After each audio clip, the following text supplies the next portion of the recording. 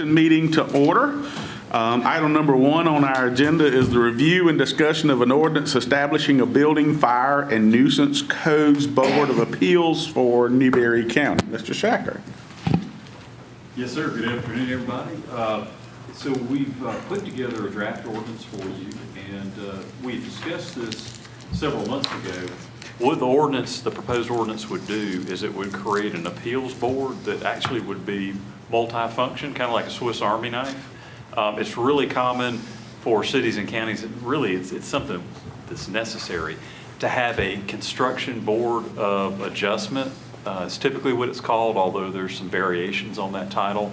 And essentially what that board does is it hears appeals from individuals that disagree with the interpretation of the building code by the building official. And so this is a means for them, a body that they can go to, a venue to be heard. And, what the board does is just considers the appeal within the contents of the technical language in the ordinance. So it's not that they're there to grant a variance in terms of the standards that are imposed, or to exempt an individual from having to comply with the building code. This is just, did the building official correctly interpret the ordinance? And so you've got the Construction Board of Appeals.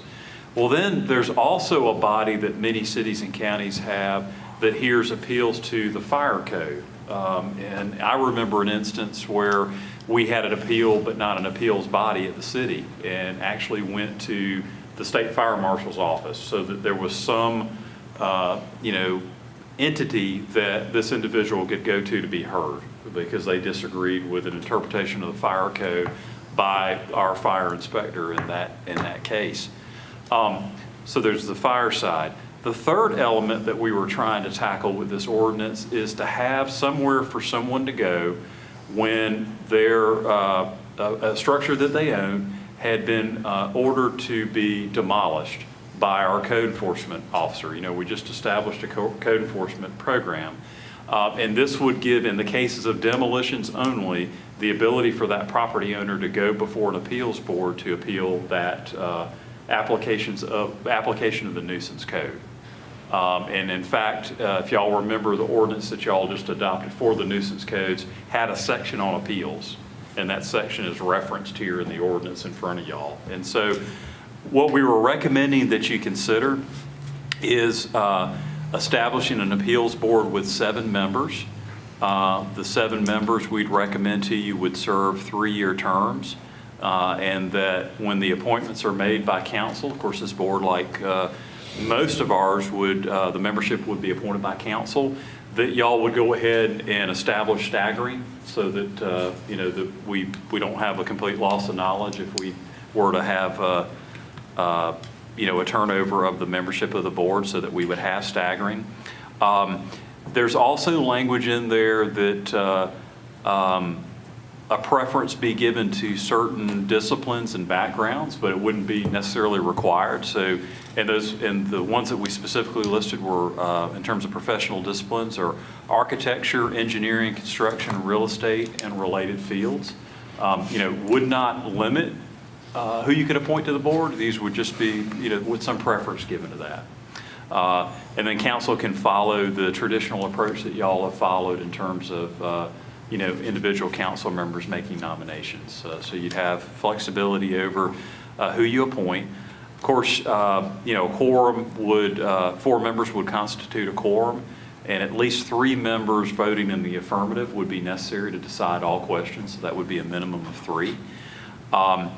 The Director of Building and Zoning is recommended to act as the secretary unless, in this case this would be Miss Katie Wertz, were to ask a designee to handle that, maybe an administrative professional in the office. We wanted to make sure that the individual serving as secretary, number 1, is a paid member of staff, because there are orders that have to be drafted and minutes that have to be taken, and notice and agenda requirements in FOIA that have to be complied with. So we didn't want to recommend to y'all that a member have those duties. But by the same token, we also didn't want to recommend to you that one of our building officials, inspectors, or fire inspectors take that staff position. We wanted to, kind of segregate that. The individuals whose decisions are being appealed are not staffing the actual board. So that was was the idea behind that segregation of duties. The ordinance provides that they will need to adopt rules of procedure, and so they can have some simple rules of procedure like y'all have, and then default to Robert's rules. That's typically how we handle our boards, like the BZA and the Planning Commission and others. The ordinance provides for a 10-day period for the board to convene a meeting to hear an appeal. So once a notice of appeal has been filed, they have 10 days to convene a meeting. Otherwise, they would just meet in regular intervals. And they could define that in their rules of procedure. More than likely, quarterly, I think, would meet what we would need from them to meet on a regular basis. And a lot of that is just sort of, it's like the proverbial sharpening of the axe. I mean, if you don't meet, say, for a year, it's tough when you're a volunteer member of the board to know what to do. So, I mean, the quarterly meetings, we can make sure they understand how to conduct an effective meeting and what they're there to do. The notice of appeals would need to be filed in writing with the Building and Zoning Department within 30 calendar days after a decision's been rendered either by the building official or the fire official or a code enforcement officer. And we'd recommend to y'all, and we've got the language in the ordinance, that the Building and Zoning Department develop a form for that, so that we've got, kind of a consistent basis or outline for, what those appeals written appeals should look like. And then we've got a provision in here, as long as you're comfortable with it, that when a building has been determined to be unsafe, that the building official would have the ability to shorten that period of time that an appeal can be requested, because we may have a structure that is unsafe that needs to be dealt with. Of course, they would provide notice to the individual that this is a period of time that you have to make that appeal, and so there's clear communication on that. There's provisions in here for variances and modifications, and basically what the standards are for granting that would be that there is something that's very similar to the BZA, that you've got special conditions, something that is unique or peculiar to that building or structure, or if it's a system within the building, the system that is just not applicable to others, whatever that special condition is not the result of some action that the applicant took, or maybe even an inaction, like something they should have done and they didn't do, that there wouldn't be any special privilege that would be granted to the applicant by virtue of the variance, and that whatever variance is granted provides minimum relief. I mean, we just want to make sure that, hey, if there is something unusual about that building, that we just try to overcome that unusual condition and not, go too far afield in terms of granting a variance. And then, the ordinance provides that, every decision of the board would be in writing, and it would clearly articulate how those standards for granting variances or appeals were granted. And while we don't have a time frame for the decision to be reached, we do have language in there about unreasonable or unnecessary delay. So we would have to avoid any delays that would cause an issue for the applicant. And that's I know that's kind of a 100,000-foot level overview of the ordinance, but that's basically what it does. And we had it in our packets to review. Does anybody have any questions for the administrator?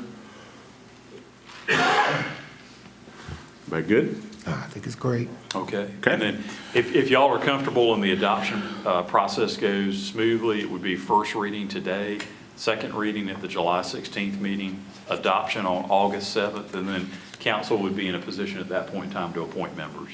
And then they can begin meeting and getting trained up on this role. Yeah. Perfect. Right. Okay. Item number 2, and certainly the hot button issue of my day, is the discussion of proposed amendments to the ordinance to allow keeping of hens as a conditional use within residential zoning districts, subject to minimum standards. So, I'll let you go first. How about that? Thanks. So what's on the screen right now is just a map, because we wanted to give you some context, which, and I think a lot of this too, I know council's familiar with the ordinance and you're familiar with our zoning, but the general public not necessarily is familiar with that. And I think maybe there's been some misunderstandings and misconceptions about what the proposed ordinance will do and what properties that it will affect.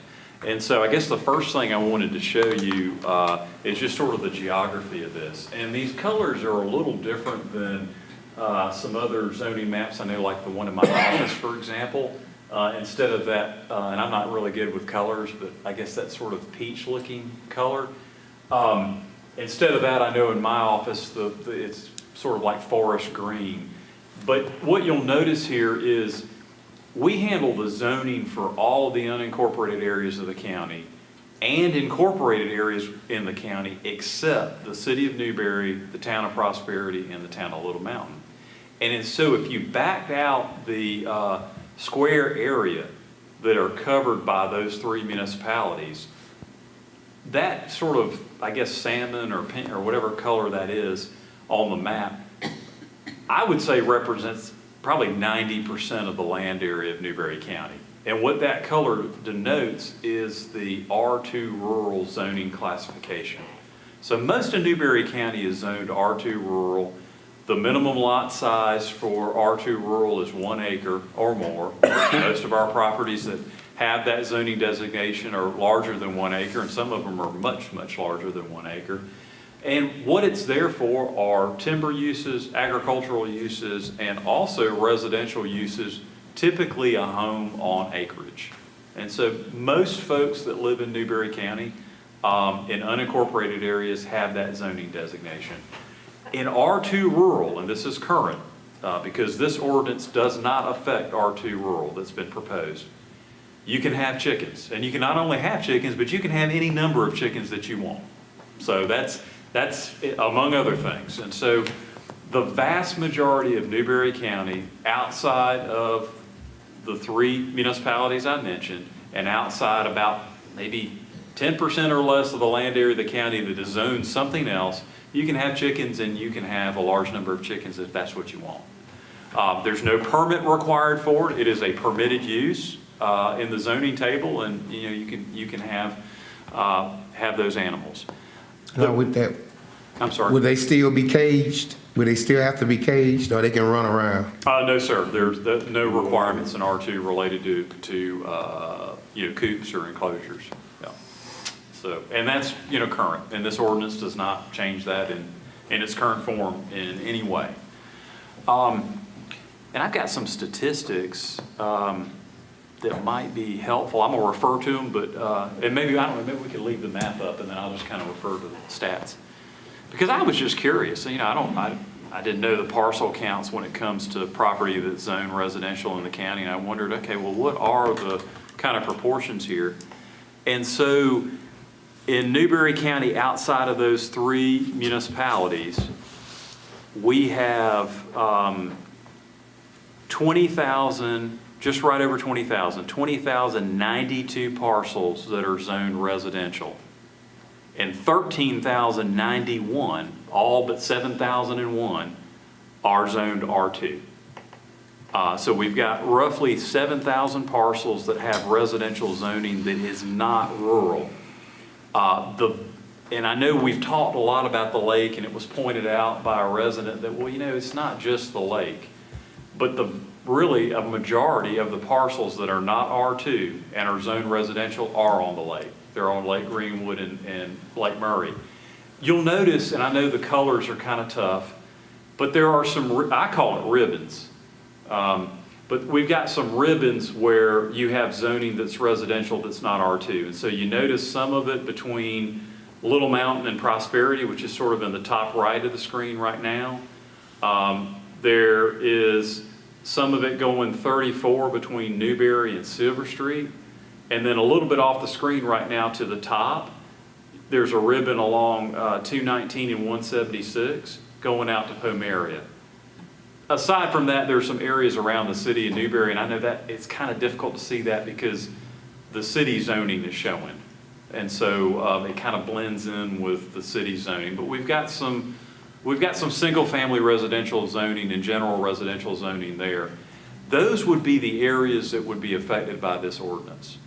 And what the ordinance proposes, and we back up, the reason for this ordinance is because we discovered when a complaint was made related to chickens, and this was a piece of property that I believe is RSM. So it's single-family residential with a minimum lot size of 1/3 of an acre. Because RS, our residential single-family, is 1/2 an acre. RSV, which is another form of single-family residential, is 1/2 an acre. And then our RSM is 1/3 of an acre. And that allows both stick-built and manufactured housing. And so that was the category that this particular property, when we got the complaint, was zoned. We found that right now you can't have chickens. None. 0. While within the city of Newberry you can have 6, and within the town of Prosperity you can have 6. Now Prosperity does have the caveat that your lot has to be a 1/2 acre or greater in size in order to have that 6. But you can have those in those 2 municipalities. And we felt... What about Little Mountain? A Little Mountain right now, my understanding is you can't have them. Now, I don't know if they enforce that. And, you know, we haven't either. I mean, that was sort of, you know. I think Whitmire's 10, if I remember. I'm sorry? Whitmire's either 6 or 10 inside the city limits. I think so. Yeah, Yes. I probably should know that. But Now, does it specifically state that it is not an allowable use, or is it just silent on the issue? it's just silent on the issue. It's not permitted like it explicitly is in R2. Okay, so in other words, in R2, it specifically states that this is a permitted use, okay? But in all the other RS, RSV, RSM, and RG, it's silent. It That's doesn't right. state anything at all. That's right, and in the use table, if it's not listed, then it's not allowed. Okay, so there is a use table. Tacitly prohibited, yeah. Okay, all right. Yeah. And so we thought, gosh, you know, we weren't here for when the ordinance was adopted, and y'all weren't either, at least as council members, and we thought, this is probably an oversight, more than likely. And so the draft ordinance was just our attempt to recommend something to y'all that would be reasonable, that would allow a small number of chickens, that would hopefully avoid that use impacting neighboring property owners who don't want them, by having some standards like an enclosure, and the enclosure can't be greater than 250 square feet, and it can't be located right on the property line. And with the lakes, because you can see, I mean, the shading there, you've got RSM and you've got RSV and some RS along Lake Greenwood and Lake Murray, so we're kind of talking about those areas, that's also not located too close to the lake, you know, with potential runoff issues. And really, quite honestly, thought that the approach that City of Newberry and Prosperity took in terms of the number was very reasonable. And it's very consistent with what other, particularly municipalities, do across the state. And that was sort of the logic behind 6 hens. And that's really just kind of the background on the recommendation to y'all. I mean, it certainly could be varied. And I'd like to go over a few of the requests that were made, because I know Councilman Hip asked for that. But between the brown and the purple, before we move, I just want to see I want to understand what the difference is in those. Sure. Okay, so let me see. Like I said, the colors make it kind of tough. But the purple would be, Eric, if you don't mind scrolling over to the right and then up. Yeah, and zoom it in just a hair on Lake Murray. Yeah. Thanks. Yeah, that's perfect.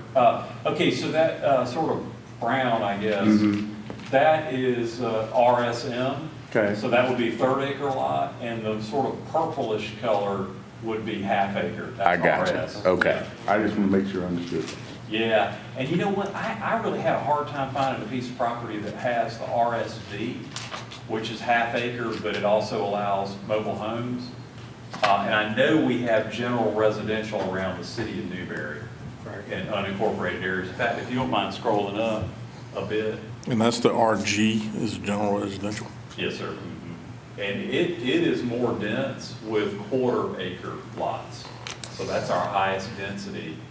And we've got a little bit of that around the city of Newberry, outside of city limits. Maybe scroll out just a bit.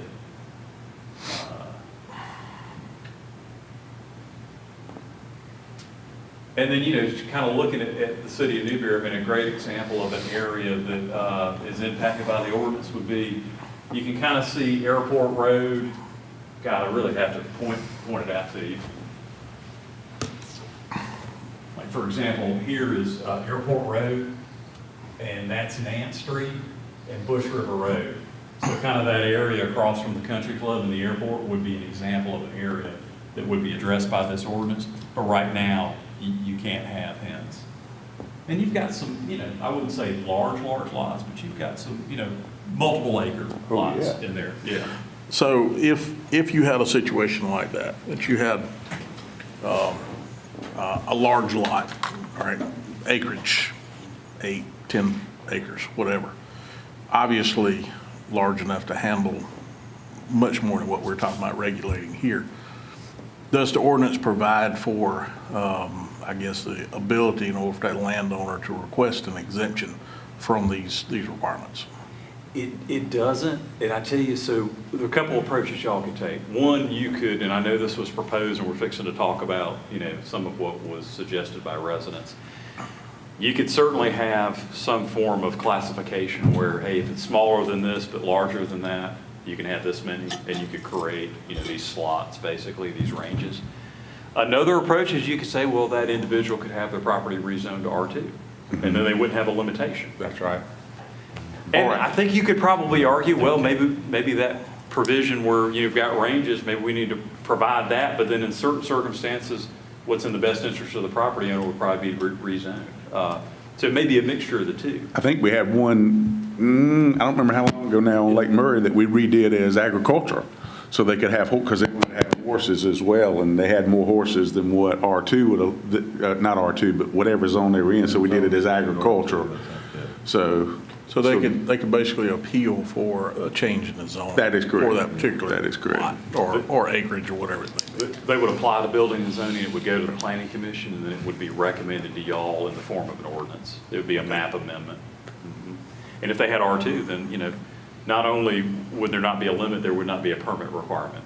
There's no conditions that have to be met that we have to verify, so they can just do it. Are there other allowable uses within R2 that for those larger segments of land adjacent to the city or adjacent to some of these areas that would be a reason why it was not zoned R2? That is, I'm sure if you look at the R2, primarily rural agriculture, that's pretty much a wide open, you can do anything with it almost. It's pretty open. Yeah. So there is a possibility that the reason you had a multiple acre parcel zoned RS, for instance, there could be some other reason for that, maybe due to the neighborhood and proximity. It's probably due to the area, because I specifically have land on there that's zoned both ways, and it's zoned simply because of the area that it's located. Not because of anything we've done to the property, but just because of the area that it's in. It got captured, in other words. So, anyway. That paintbrush approach, we'll just paint this whole area. That's right. Yeah, that's right. Yeah. I mean, it's currently in agricultural use, but it is zoned residential. Anyway. Yeah. But that's a great point about harmonious uses and all. And the other thing I'd say, and I plan on saying this at the next meeting as well, is this was not a problem. Nobody from the county went out and looked for this or was enforcing this or charging somebody in code violation or something. Somebody else instituted this necessity, I guess I would say, to point out a weakness. I agree completely, and one of the things I think we need to try to get folks to understand is just what you said. Currently, under the current ordinance, it is not an acceptable use in that area. So this ordinance allows for it to be an acceptable use in That's right. that area for these specific parameters. Now, I certainly think, I agree that, you know, we need to look at acreage. Once you get beyond a certain acreage, then I think these requirements need to go away, personal thought. But also, you know, it's been, my phone's ring off the hook. Yes, sir. Yes, I'm sir. sure y'all's probably have as well. And I know one of the things that I've been hit with quite a bit is, you know, we had one individual that's complained, and why are we having a knee-jerk reaction in order to, you know, take this ordinance? And I've tried to explain that it's just what you said. It's not an allowable use currently. So, you know, we're not trying to not be more taking restrictive.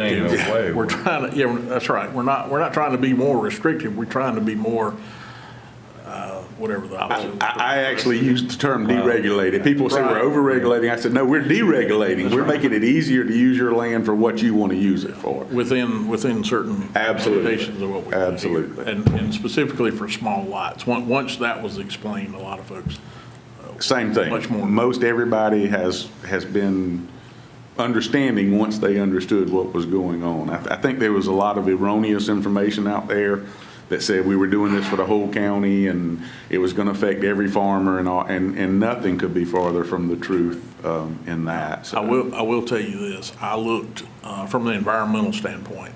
I did a little bit of digging into that. And anyway, based on past career stuff, if you look at NRCS specs, 6 chickens is going to produce about less than 50 pounds of manure a year. That's 6 chickens, all right? And this is based on the NRCS numbers. You can dig it up for yourself. Less than 50 pounds a year, and that includes partial bedding in there with it.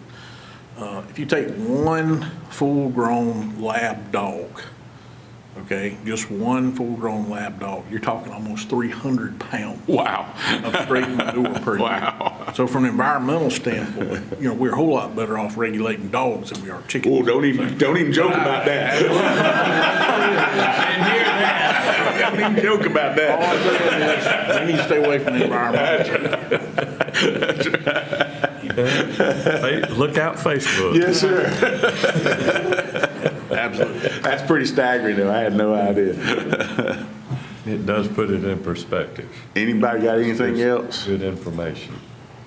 What I'd like, with council's approval, I think we've got the public hearing scheduled, but I think before we start the public hearing, once we read the ordinance, I really think we need to stop and explain all of this before we start the public hearing, because I think a lot of people will have their fears relieved once they hear this, unless somebody's got an objection to us handling it that way. I think that's the best way to handle it. Okay? So we'll plan on doing it that way during the regular meeting. Any other questions? Okay? Before we leave, Yes, sir. are we going to go now to the proposed amendments?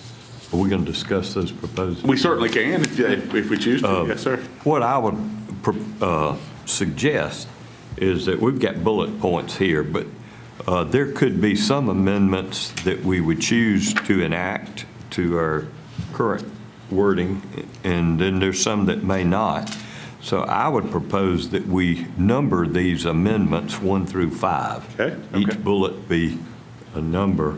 And that was, We can vote on each amendment, and we can vote to pass or not each of those. and that's exactly the mindset and having bulleted when we did the agenda meeting. I was like, you could want one but not want the other, and so let's separate each one of them so we can take them that way. So, Okay. good point. So I have them 1 through 7, is that correct? Is that what everybody Well, counts? actually, I had 1 through 5. I guess I added the sub-bullets on 5 into 5, but maybe,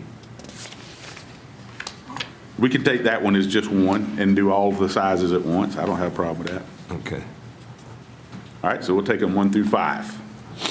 And everybody shouldn't, if we're referring to that amendment, everybody should have it, so we can vote on each one of those individually if somebody makes those motions. Now, one question that I'm going to throw out, and I don't know that it's appropriate to make a change now, but all this is centering around chickens. You know, chickens is a specific, I guess, subset of poultry. All right. I don't know. I envision at some point we're going to be faced with a question. Because, Guineas. that's right, guineas, ducks, you know, Yeah. I mean, and I don't necessarily know that it's justifiable in order to change horses in midstream at this point, but anyway, I just, I guess, I guess we'll go down the We'll path. deal with it when we get there, right? Okay. Anybody else? All right, next on, oh gosh, I didn't get all my papers turned around. Next is the discussion, a presentation and discussion of the new county website. I'll speak to that. Okay? Hello. I'm glad to give you an opportunity to, Pay no attention to the man behind the curtain back there, right? way back here. Hopefully you guys can hear me. We just wanted to give you guys an opportunity to view the new website. As part of our relationship with the company that manages the website, we have an opportunity to refresh the appearance every 5 years, and have been working on this for about a year, maybe a little bit longer. It actually started prior to my working with the county, and we recently just kind of finished cleaning it up. It main changes are the home page, the colors, and the appearance, but all of the information, the data, the links are all the same. So same as our old website, you have the drop downs to go into different council meetings, agendas, minutes. You have a drop down for the departments, and if you click on any of the departments, you get the same data and information that we had in our old website. It's just presented with the new colors of blue and green and just laid out a little bit differently. But all the side panels are pretty much identical.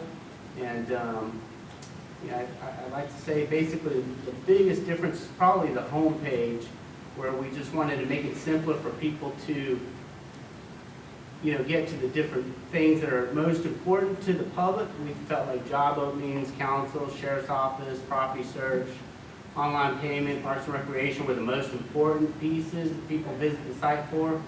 And as you scroll down, you have the most recent meetings and events. And you can click view all events to go to the calendar page. And as you scroll down a little bit further, you have just some quick facts and data. We're thinking about maybe having this in a rotation where different pieces of information about the county show up here. We have our recent notices and a feed that comes from our Facebook page that is automatically updated here on the bottom. We have some quick information at the very bottom, how to contact us, and our Facebook link and YouTube, and basically everything else in terms of data and information is identical. We did add this drone video showing a couple of different cities in the county and the parks and rivers, and be glad to answer any questions. And I'll just chime in and say too, just I guess like any website, this is a work in progress. So you're constantly updating the information, and that could even be true of some of the imagery. You probably noticed like the Broad River there was a little muddy that day, and so just we've got access to a means of getting pretty low-cost drone footage, and so maybe when conditions are better, we could update that, for example, and Maybe get a little more flattering shots of some of the cities. But I think it's a huge improvement. I mean, I like it. I like the videos instead of just the snapshots. It's it's more modern. It puts us in the current century. But there are some things, if you go to the different departments, and this is something, Eric, you'd have to tell me whether or not we can make it more consistent. Because if you look at the different departments, there's a lot of inconsistency between who and how much biography, how much photography, how much information. And that may be something that, once we choose this, that we can go in and make that the next step, phase 2 of this, to not only have the new format, but also some consistency to make it a little more professional, if you will. So that's, I thought it was wonderful with the videos, and it was certainly looked a lot better than what our current website does. And I don't know about now, but the way it was handled before is each department got a login to work on their own web page. And so I think it would be nice to have one web design where we're going to follow this format with this information so that it is consistent and easy to follow. Because if you've got, I don't know how many departments we have, but if you've got 10 different departments with 10 different people, the chances of it looking the same are pretty slim unless you have a dictated format that they need to go by. So that may be a training, or maybe create a protocol, if you will. We do have the ability for users to log into their department's page and edit. And they can make changes and add pictures and change the information that's there. And then when they submit for it to be published, it would be sent to Andrew or I to approve and publish. And so that's already in place. We've done training, and it's free. They can go watch the training anytime they want. They can log in and can do all that themselves. I would like to kind of mention that we do have economic development have their own website, probably prior to the county as well. And the assessor's office also has a partnership with public software for their site. So when you click on either of those departments' links, you have left the county's website. And we are looking at bringing those in. So. And to what Todd was saying too, if we provided those department heads with a template, Yes. They can add their information, but they need to add it in the same template as the others to just show some consistency, and it doesn't look like we're just all over the place. Right. And this was a good time to do it. I mean, what you've already done is a huge improvement. I'm just thinking, while we're doing this, now's the right time to go ahead and apply a little more consistency to it. And again, most of this information is exactly what it was on the previous site. Sure. If Sure. you go to department head, treasurer, for instance. And speaking of which, I'm going to put two of these together, and Jeff had this conversation today. Our zoning map is might near impossible to find. And so I think that ought to be on there as a click button where you can click and you can see where any area you live or looking at living, how it's zoned so you can find it. But I had a very difficult time navigating it to it today, and Jeff did too. And Jeff has a college degree. And I work on a pretty regular basis with maps, and to not be able to get it to work, I think that's very unusual friendly to our citizens. And so I think our zoning map needs to be updated quickly so people can see that. That way they'll know whether or not they can have chicken. Yes. That was why I was looking. I'm not going to tell a lie. That's what it was about. And somebody actually posted on the Facebook comments today to have the overlay, and I tried for an hour trying to figure out how to get the overlay on there. I could never get it. Good luck. Yeah, I couldn't get it either. We got to get that fixed. That needs to be at a fingertip for, not just for current people, but, if you got an industry looking or somebody looking to buy land, it's going to matter how it's zoned. And so I think that's important. Yes, sir. Okay. Anybody else? All right, we have an executive session item. Is there a motion that we go into executive session for a contractual matter related to solid waste collection and disposal? I'll make Motion by that Mr. motion. C, second by Mr. Excuse me, Fulmer. Is there any discussion? Hearing none, all in favor by show of hands. Opposed likewise. We will move into executive session. We'll be back as quickly as possible.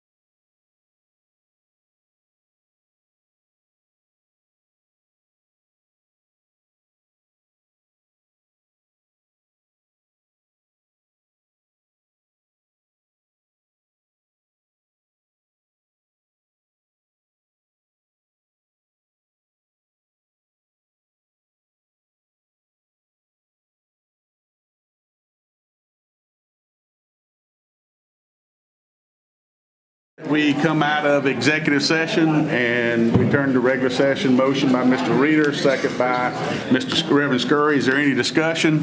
Hearing no discussion, all those in favor of returning back to regular session by show of hands. Opposed, likewise, motion carries unanimously.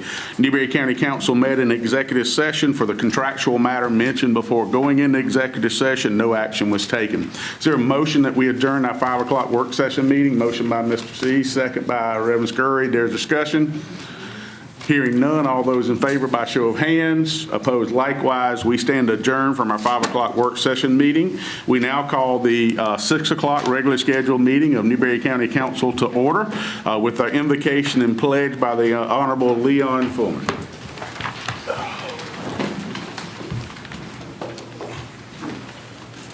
Dear Lord, we come to you tonight as your humble servants.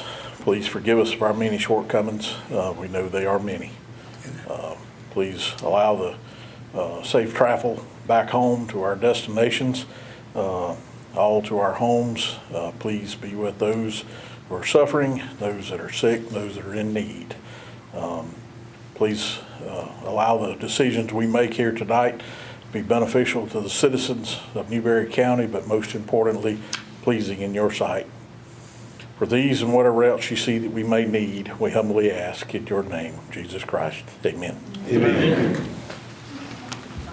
Pledge allegiance to the flag of the United States of America and to the republic for which it stands, one nation, under God, indivisible, with liberty and justice for all. All right, it is awesome to see so many people here tonight. We hope that you will continue to come back on a regular basis. We value your opinion, we value your input, and so we look forward to hearing from all of our constituents. I also always like to welcome our elected officials, and I hope if I miss someone, please let me know, but our auditor, Ms. Donna Lomanek, is here. Our treasurer, Karen Lindler-Smith, is here, and our clerk of court, Ms. Beth Folk, is here. Are there any other elected officials in the house? All right, we welcome you here and I always want to acknowledge you. Item number 1 on our agenda is the adoption of the consent agenda, which consists of the Newberry County Council work session of June 5th and the council meeting of June 5th. Unless there's an exception, we'll take those as one item. Hearing no objection, is there a motion that we approve the consent agenda? Motion by Mr. Hipp, second by Mr. Fulmer. Is there discussion? Hearing none, all in favor by show of hands and opposed likewise. Motion carries unanimously. Item number 2, additions or deletions to the agenda. Are there any additions or deletions to the agenda? No. Hearing none, is there a motion that we adopt the agenda as published? Motion by Mr. Reader, second by Mr. Cease. Discussion? Hearing none, all in favor by show of hands and opposed likewise. Carries unanimously. Item number 3 is employee recognitions, one of our favorite parts of any council meeting. We'll turn it over to our county administrator, Mr. Shacker. Thank you, Mr. Chairman, members of council. Good evening, everyone. We've got a great audience for our employees today, which, like Chairman Johnson mentioned, is one of the really the best parts of the meeting. It's the highlight. And so we've got 5 to recognize, and we've got one of those is a retirement. So we don't often get the opportunity to recognize an employee and congratulate them on a retirement. So you came to a good meeting. But our first recognition is Miss Hannah Chapman. You can please join me. Good to see you. Thank you for being here this evening. So Hannah is a member of our Treasurer's Department, our office there, and she has been with the county now for 5 years. She joined us back in 2019 as a tax support specialist, and that's the position she currently occupies. One of the things in talking with the treasurer that Hannah does a great job is she delivers good customer service. And you can imagine for us, the employees in the auditor and treasurer's office and elsewhere in the organization, we're a pretty big organization, are our front lines where you deal with the public, and a lot of how they view county government is their interaction with you. You do a great job with that. I understand from the treasurer too, you're very hardworking and you're a self-starter and you can work independently. I know she values you and we value you, and that's why I've got something for you here on behalf of County Council and our management team. We've got several department heads here. We have a certificate for you, and we have a token of our appreciation, and we hope it reminds you of how much we value you with Newberry County. Thank you, yes.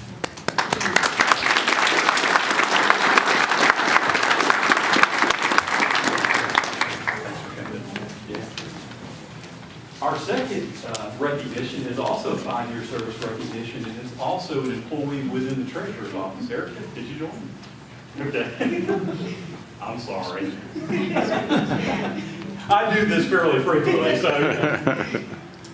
But Erica also is a member of our treasurer's office, and she's got 5 years of service with Newberry County. And like we just talked about with Hannah, you're on the front line, and you can tell she's got a great personality. And that is so helpful when you're dealing with members of the public, because it can be just so disarming and warm, and that's really what we are at the county. We're a family. And so we want to always convey that. You do an excellent job with it.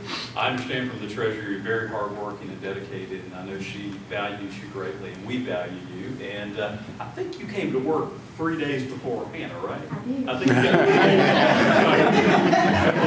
This is 5 years and 3 days. But we got a certificate for you, a token of our appreciation. Thank you for all you do.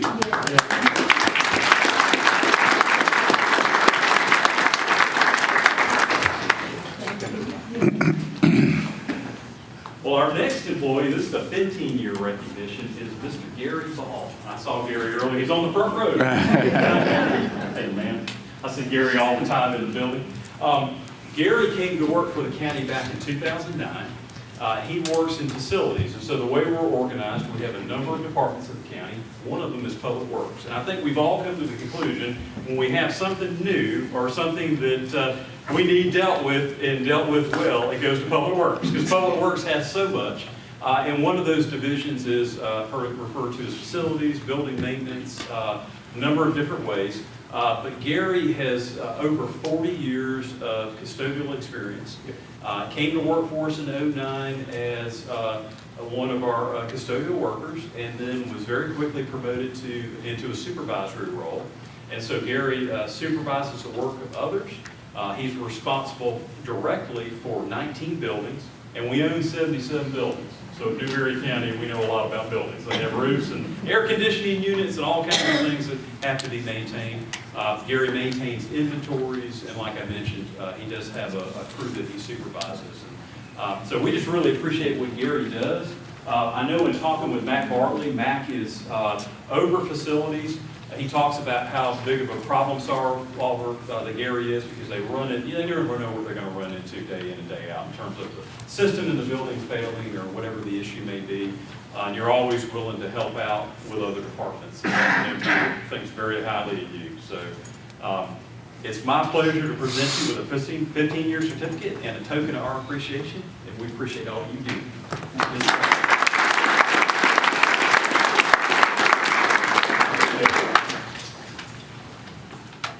This is a 20-year recognition. So we're kind of getting into the sort of rarefied air. We don't do these quite as frequently. And this is Ms. Sharon McClanahan. Oh, it's a crowded room. I didn't know where to find you. Sharon, thank you so much for joining us this evening. We really appreciate you coming down. Sharon came to work for us back in 2004 in the detention center. And I think at the time when you joined us, you were a correctional officer, and then you were later promoted to the sergeant over administrative services. Is that right at detention? No, I wasn't a correctional officer when I came. Yeah, and you were later promoted, and your son is in the detention center too. So it's like a family affair now. Yeah. And what I understand from Daniel and from the sheriff as well, Daniel Floyd runs the jail, he's the captain over the detention center, is that you're basically responsible for making sure that everyone at the detention center gets what they need. So this would be our staff, our inmates, because we do have obligations and duties to our inmates, and everyone at the detention center. And you're a tough negotiator. So I understand if I ever have to make a major purchase, I'm going to call you to help. She does a very good job of just kind of keeping our expenses in the detention center as low as we can keep them for the taxpayers. And I know you're appreciated there, and we appreciate you. And so I've got for you this certificate for your 20 years of service and a token of our appreciation. I hope it reminds you how valuable you are to Newberry County. Yeah, thank you.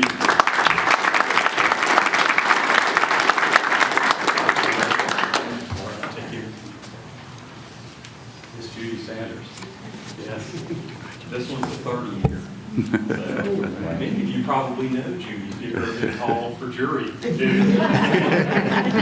She's that nice sweet voice on the other end of the phone. This is really special for me too, because I've known Judy and her husband Bobby for many, many years, and so this makes it even more of a joy to get to recognize you for 30 years of service. Judy came to work for the county in 1994, if I got my math right, and I believe 8 years after you came to work in your entry-level position, you became our court administrator. So in Central Court, Judy runs that operation. And there's a lot that goes into that. I don't know if y'all know, but we have a unified judicial system in South Carolina. Actually, not only the Supreme Court, but it's actually the Chief Justice of the Supreme Court is over the entire court system. And there are a lot of requirements and regulations that have to be adhered to, and Judy makes sure that happens. Yeah, and I know you've worked with many magistrates, and I've heard from several of them, but particularly our current 3 magistrates. We have Judge Halfacre, Judge Kuhn, and Judge Brock. I know they think highly of you. They really respect you. I've heard that from all 3 of them, actually.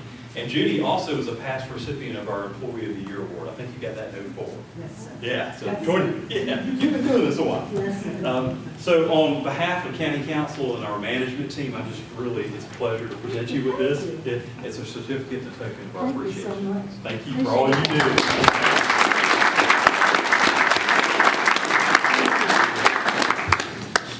All right, last but not least, we've got Mr. Mike Pisano with us. Mike will come forward. Many of you probably know Mike. Mike is our Public Works Director. He's been in that role for a number of years.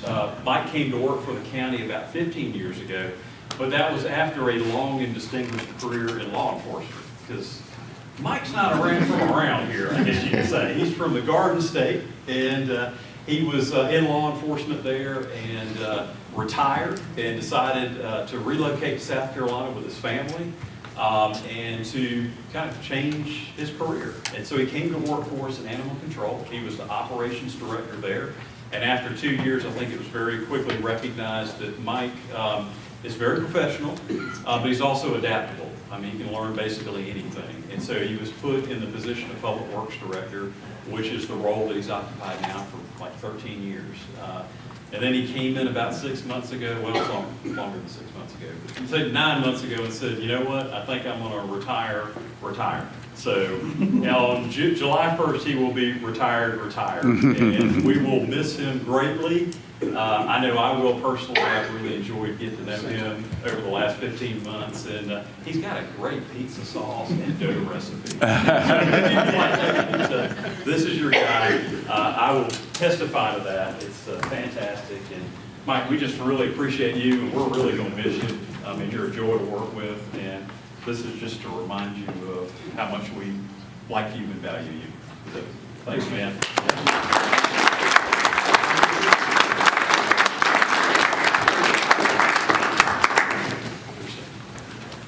Thank you.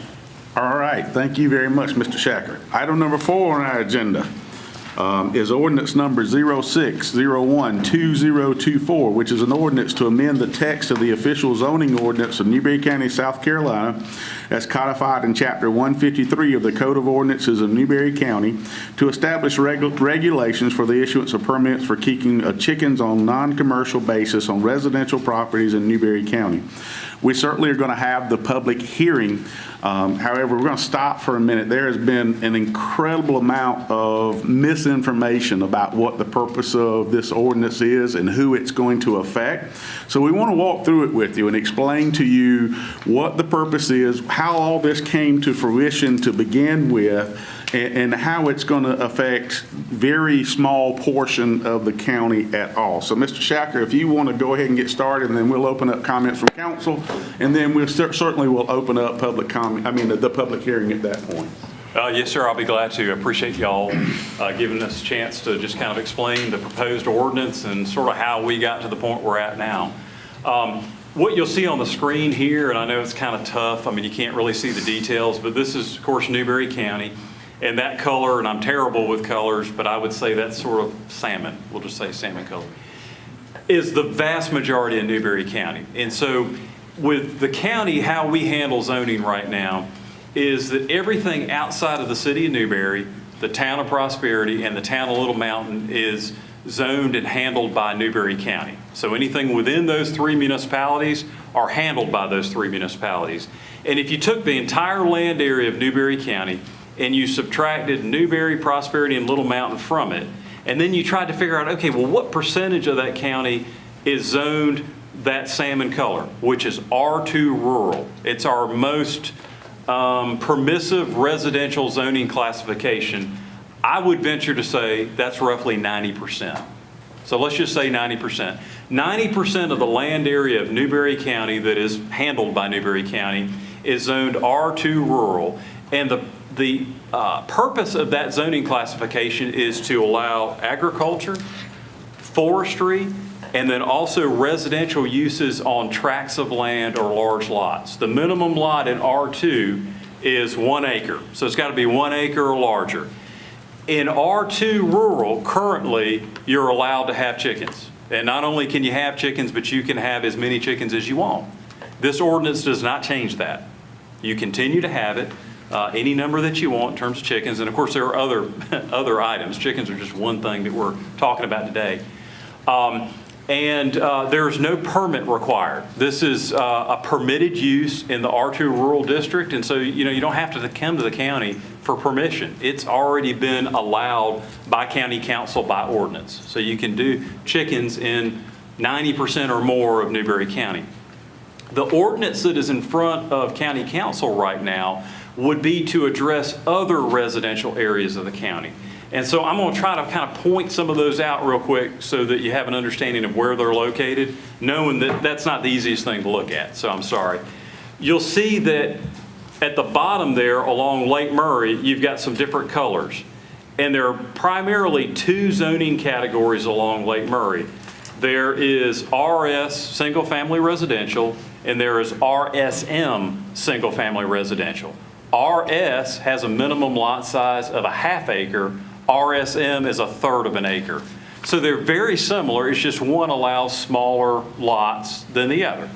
And you see the same thing along Lake Greenwood, which would be kind of on where Eric has the cursor now.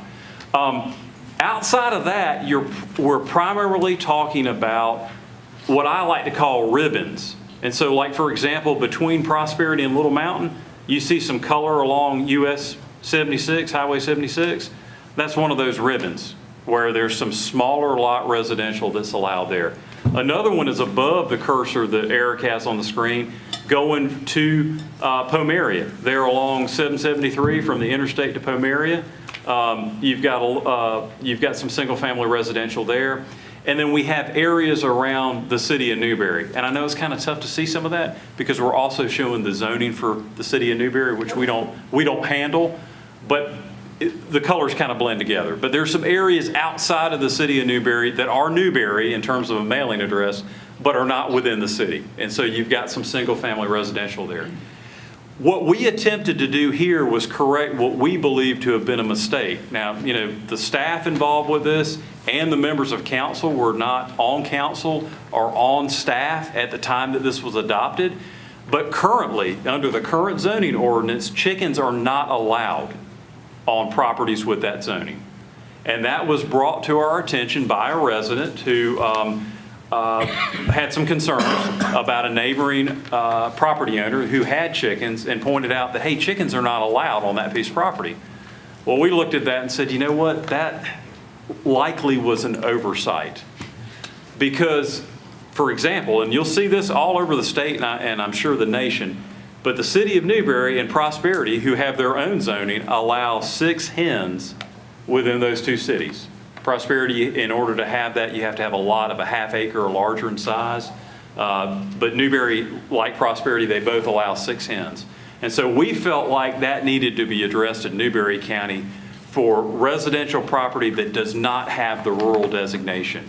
And so the ordinance that is in front of council right now would take us from no chickens to up to 6 chickens, provided that they're hens, provided that they are in an enclosure. Most often that's going to be a chicken coop, and it can't be bigger than 250 square feet, at least given the current language of the proposed ordinance. That could be changed. And there are a few other standards, like how close to the property line can it be? And the whole idea was here, let's try to allow chickens which is, I think, consistent with what we try to do here with the county, but also some of our municipalities, even outside of the county, but also try to protect neighbors who maybe don't want chickens right beside them in a sort of higher density environment. So we tried to strike that balance with the ordinance. And so that's just kind of some background. There are some statistics. I kind of found this interesting because I wasn't sure how many parcels were zoned within the residential categories and how large they are. But right now we've got 20,092 parcels that are zoned residential, of which 13,091 are R2 rural.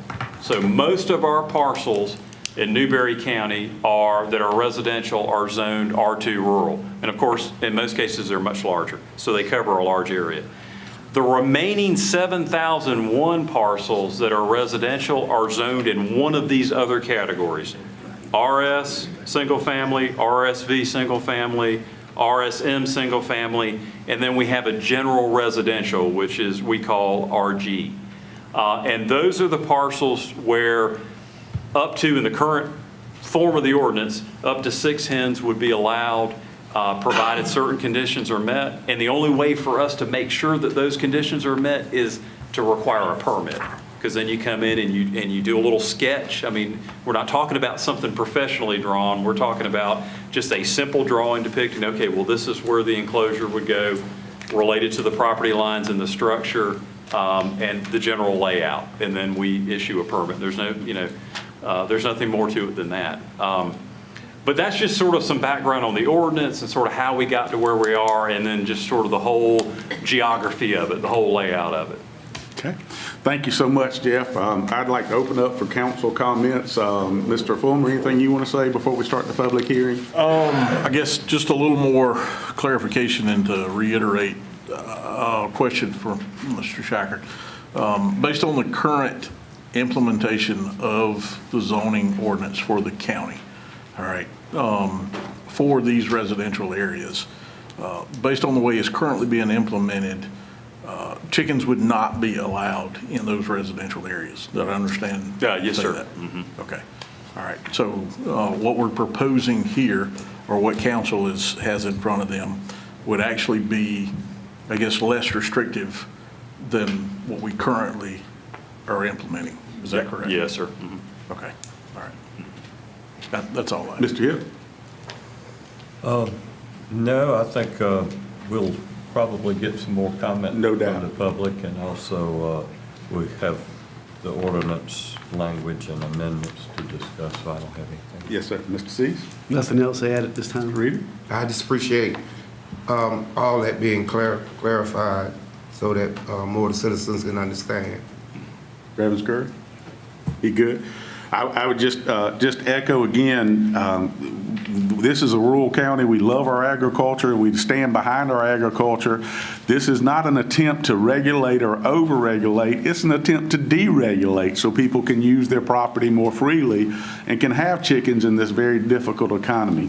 If you're in R2, nothing's going to change for you. Nobody's coming in and changing anything about you. It's those little spots that you see on the map are the only people to be affected. And again, it's an attempt to deregulate and allow them to use their property in a better way, not to government overreach by any stretch. So I hope that helps to clarify how we got here and what we're going on. At this point, I'll declare the public hearing open. Signed up for the public hearing, and I'm Matt, is it Sherry's? Sherry's? I'm fine, your clarification from the meeting before. That's what I was here for. Okay, perfect. All right. Ann Bird? No. Okay. Forrest Bird? Yeah, I'm gonna try to talk. I don't have much of a voice. Yes, sir. I mean, I know that our country was founded. Can anybody hear me at all? Our country was founded on the principles of liberty, to preserve liberty for ourselves, our people, and everything else. Under liberty, you got some laws, you can't kill people and that sort of stuff, but there shouldn't be an endless number of laws and rules. I tried to go through the dang zoning rules. Oh my God, what a mess. Did you know you can't plant a bush within 6 foot of the base of a tree? according to our zoning rules, it's a violation of the zoning rules to plant a bush or shrub within 6 foot of the base of a tree. Stupid stuff. It's full of all kind of crap. I've been around a long time, and we will enact these ordinances, and we'll have all these rules on the books, but nobody will enforce them. They won't enforce them for years. Then years later, they say, oh, that's been a law for 10 years, and they'll start enforcing it. And we keep getting laws enacted one at a time, one more rule at a time, one more thing snuck in, one more brick, one more taking of your property rights, one more little thing, and then we got the divide and conquer. It's only affecting a small piece of you. Most of you aren't going to get attacked. Most of you aren't losing your property. It's just a few at a time. Nobody up there knows that you're now suddenly allowed to have chickens because you've been allowing to have chickens the whole time. You said it wasn't permitted, but everybody had permission because they had them anyway. It wasn't followed, it wasn't backed up. We continuously have all these nuts zoning rules pushed down on us, and we really expect more of the stuff to be going away. We expect to be, most of us vote because we want less rules, less government telling us what we can do on our property. We don't want to have to go get a permit. Did you know, if you replace your water heater, you're supposed to get a permit? You're supposed to get a permit. It's got to be done by a qualified plumber. You can't go replace your own water heater in the county. This thing, our dang rules are so full of crap. And this is just another one, and suddenly you decide to start enforcing it. And now, oh, we're going to make an exception, and we're going to let you do this. You need to get rid of some of these restrictions and straighten it out.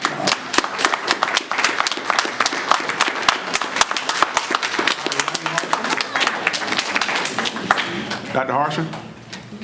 I'm here for a different reason, sir. Okay. Carrie and Stephen Byrd? No, we forego first. Okay. This one's a little hard to read. Frank Bird? Tom, maybe? A little help?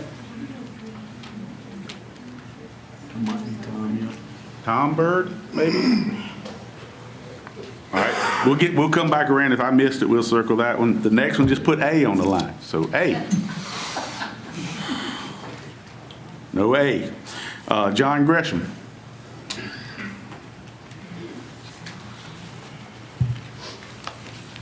I shouldn't take up a whole lot of your time.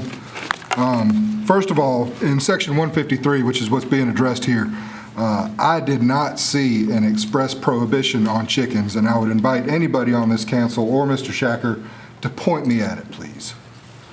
You can go ahead and address that, yes. Yeah, so the way the use table works with permitted uses is if it's not listed, then it's not allowed. So what the permitted uses do or list the next code where it's allowed. So if it's not expressly allowed, it's prohibited.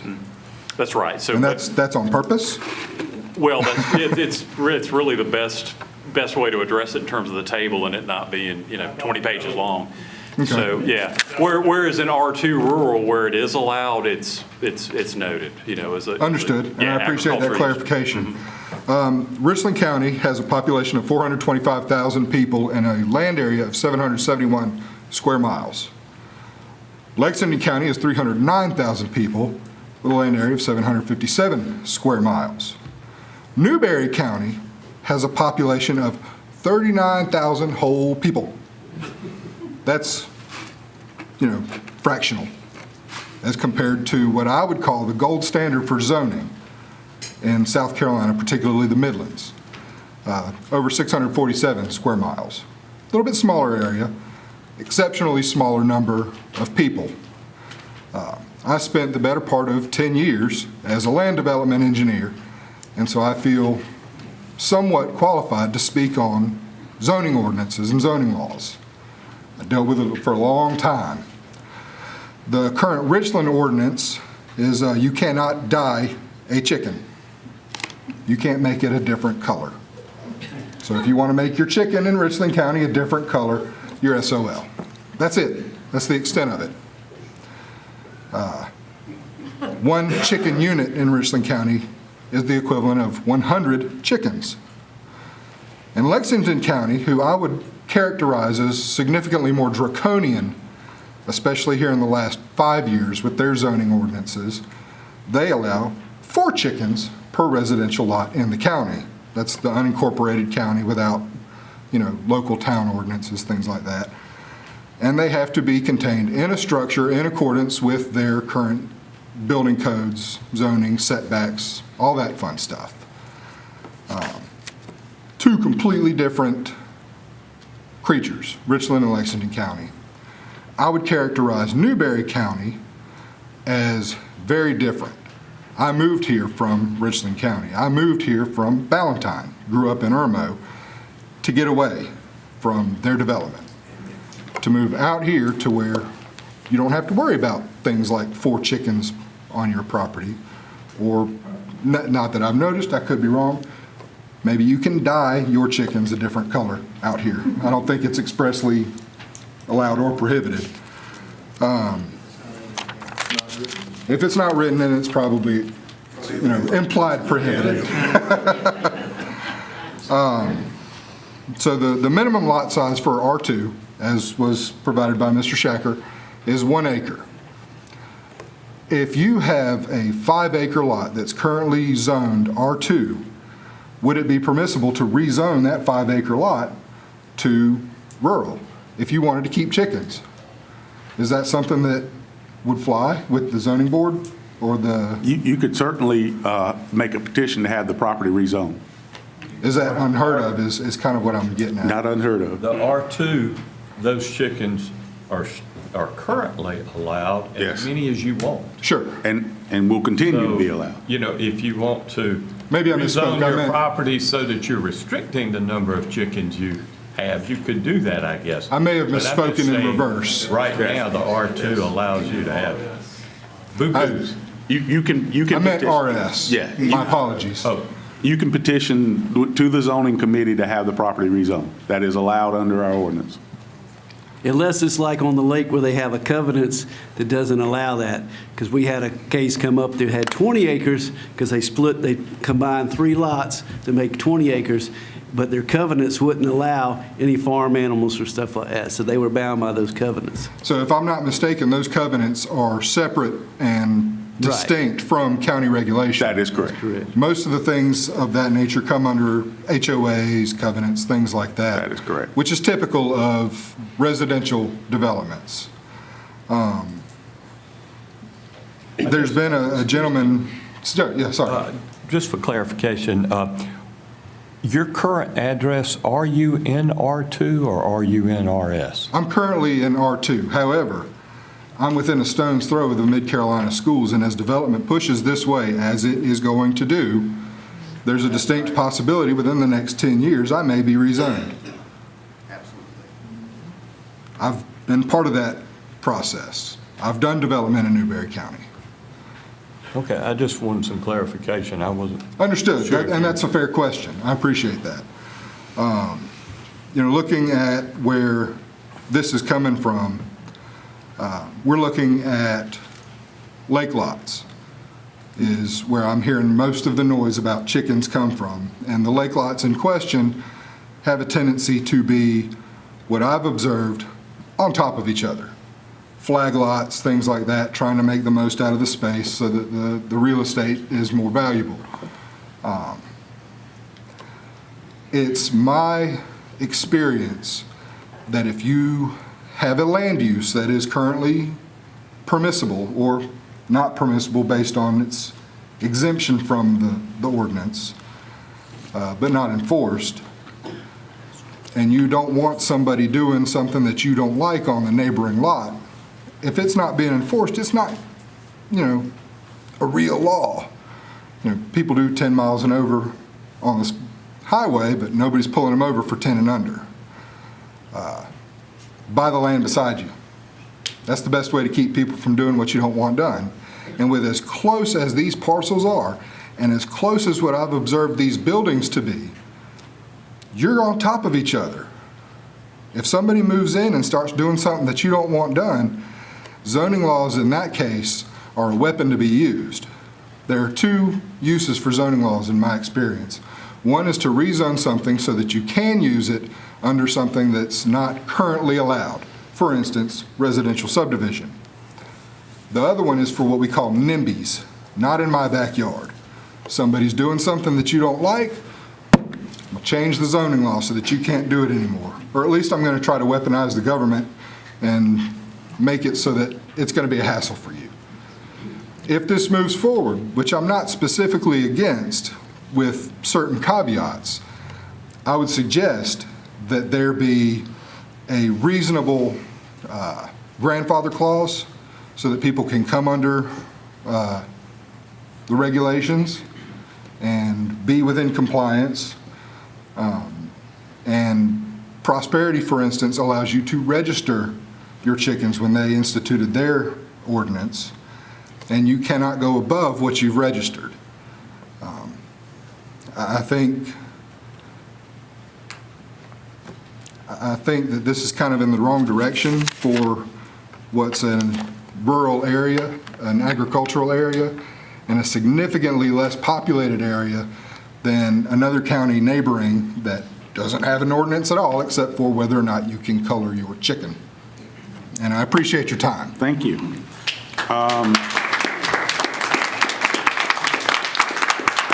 the first name, last name is Bannister, maybe Drew. Brent. Okay, thank you. I'll try to keep it short. A lot of things have already been touched on. I think the proposed ordinance, it really focuses on chickens as just for their egg production, not for their meat production. I know me and my family, we raised about 50 chickens last year and slaughtered them.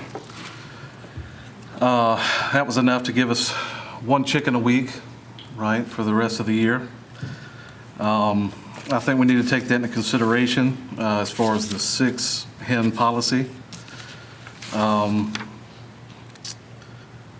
I saw in the minutes that screening was suggested for like bushes, shrubs, fences to hide from the neighbors. What would be the reasoning for not allowing on-site slaughter if there's screening in place? I don't feel that would affect anyone if they can't see it. And it says that chickens shall be maintained in a healthy and sanitary manner. I don't know how many people have owned chickens in here, but if you coop them up 24 hours a day, it is a nightmare, and that breeds diseases. Free roaming is probably the best and only way that chickens should be kept. I guess the last thing is, I feel that I understand the need for the ordinance in certain situations. But I like the way that the city of Newberry approached it. Only 6 chickens allowed per property at any given time. Only females, no roosters. Chickens must be adequately contained to that property. The keeping of chickens for commercial purposes is prohibited. And that was it. I think I'd rather there be no restrictions on it, but if there must be, I'd rather them be as little as possible. Okay, thank you, sir. Thank you. Christy Scott. You clarified it. Okay, awesome. Marlene Spurgeon. Hello, Hello. Council. I'd written a letter to Jeff Shacker and copied it to all of you. I don't know whether you read it or saw it, but my concern is the fact that these 4 residential zoning districts that you have, the RS, RSV, RSM, RG, they have minimum limits as to the size of the lots, but they don't have any maximum. Some of these lots in these areas that are going to be limited to 6 chickens could be as much as 100 acres because there's no limitations. Some of these lots on the lake in the area that I live on are 2 and 3 acres. There's at least 20 acres around me on the other side of the road from the lake all of them are over an acre, which would put us closer to being an R2 area than an RSM or an RS. And this is what I brought up at the last meeting was, should you consider a gradient for the number of chickens you have in these areas that are still kind of on the fringes of rural, or are rural, but on the fringes of the lake where it's governed by covenants, so that those people in that area between the R2 and the lake could have some relief if they had the property to handle more than 6 chickens or wanted more than 6 chickens. Just like the gentleman said, they use it for food. Mm-hmm. So why shouldn't we have that opportunity? Okay. And Mr. Shacker did get the information from the zoning director on how many lots would be affected. Mm-hmm. 77,000 lots to me is enough that you're affecting a fair portion of the taxpayers in this county with this ordinance. And I have to agree that those that have chickens now and may have more than 6 in one of these areas should be grandfathered in for their coop and chickens and not be penalized. Let's give them a pardon.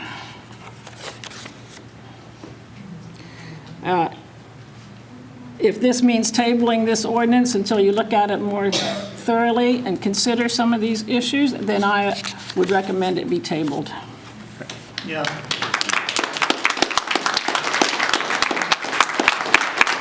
Jessica Bullard? Jessica Bullard?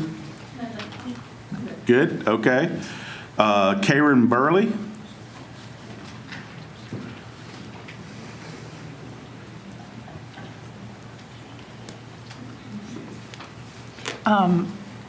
I've been a resident of South Carolina off and on since 1986, and my husband's family, Burley and Sheely, they've been generations Newberry County.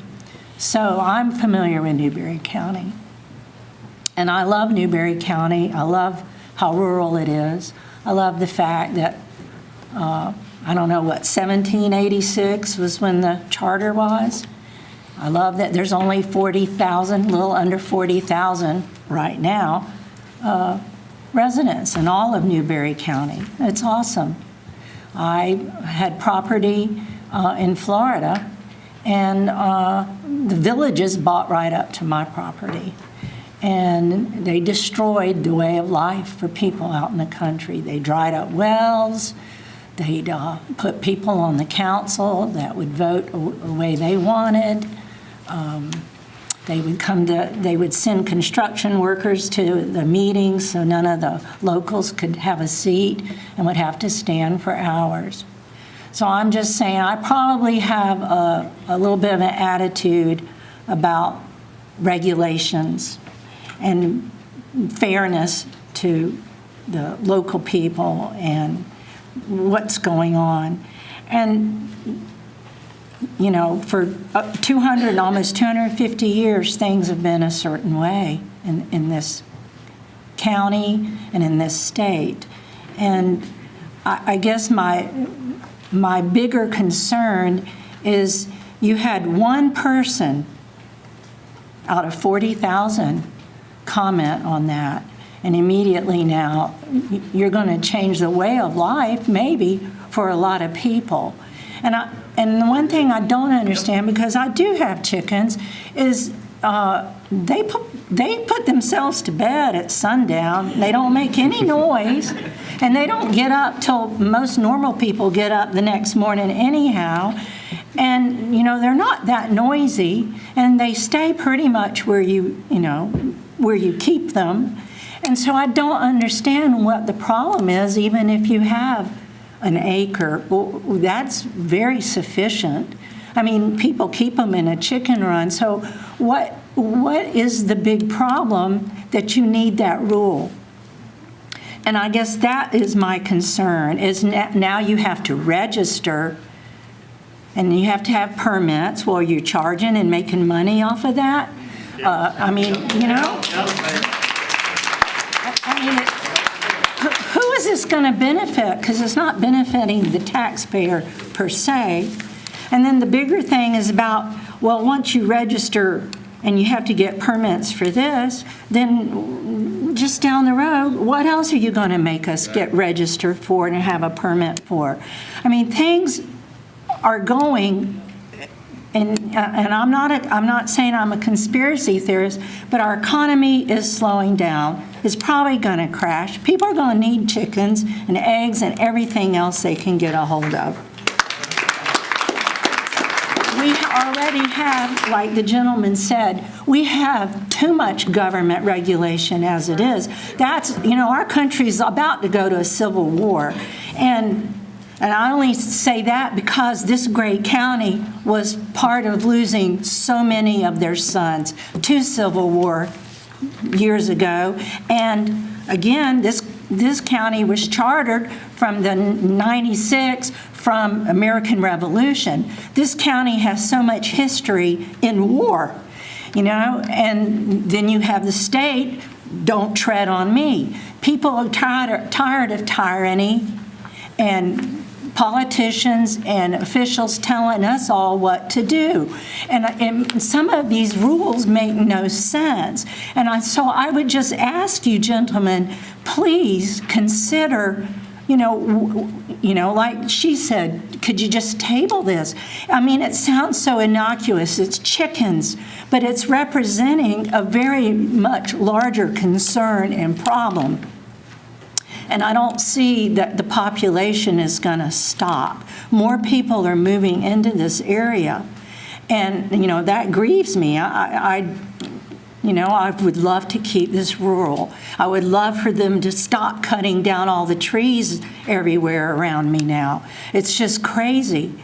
But this is a bigger thing than chickens. And I just would like you to just consider all the rules and regulations and ordinances that come before you, and how I don't see that all these things are benefiting the taxpayer.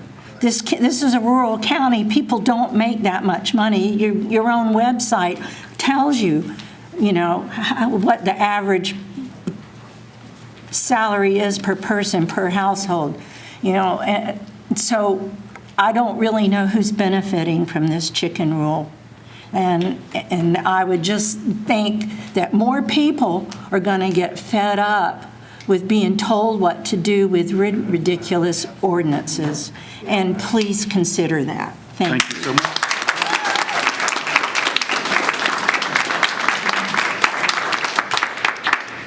It looks like maybe DJ starts with a T.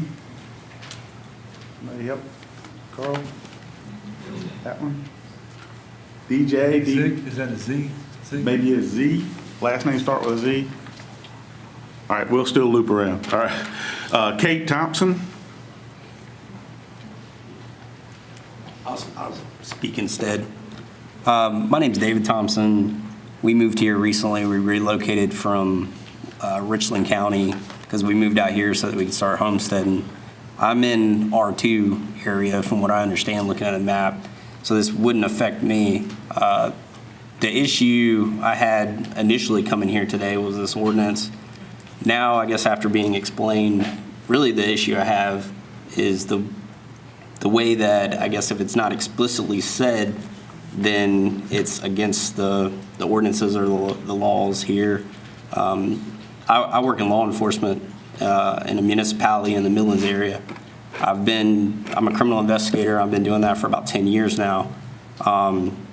Through my experience in that realm, if it's not explicitly said, then there's no issues with it. It's not illegal. It doesn't violate any ordinance. It doesn't violate any laws. So I say that to say that the view on that is backwards. It needs to be explicitly said that's a violation, not the other way around. My other issue, like I said, we moved here to homestead. Today it's chickens. Tomorrow is it goats or pigs or cows or whatever it may be. Horses. We intend on having horses at our house. So it's the overreach. And then the biggest issue, I think, is the people that already have these things. How do you address those people? Do they get grandfathered into this? And with every permit that I've ever seen, there's been a cost attached to it. So it may have been discussed as my first time attending a meeting, but what would be the cost attached to this, to, applying for this license and obtaining this license? Has that been something that's been discussed already, or?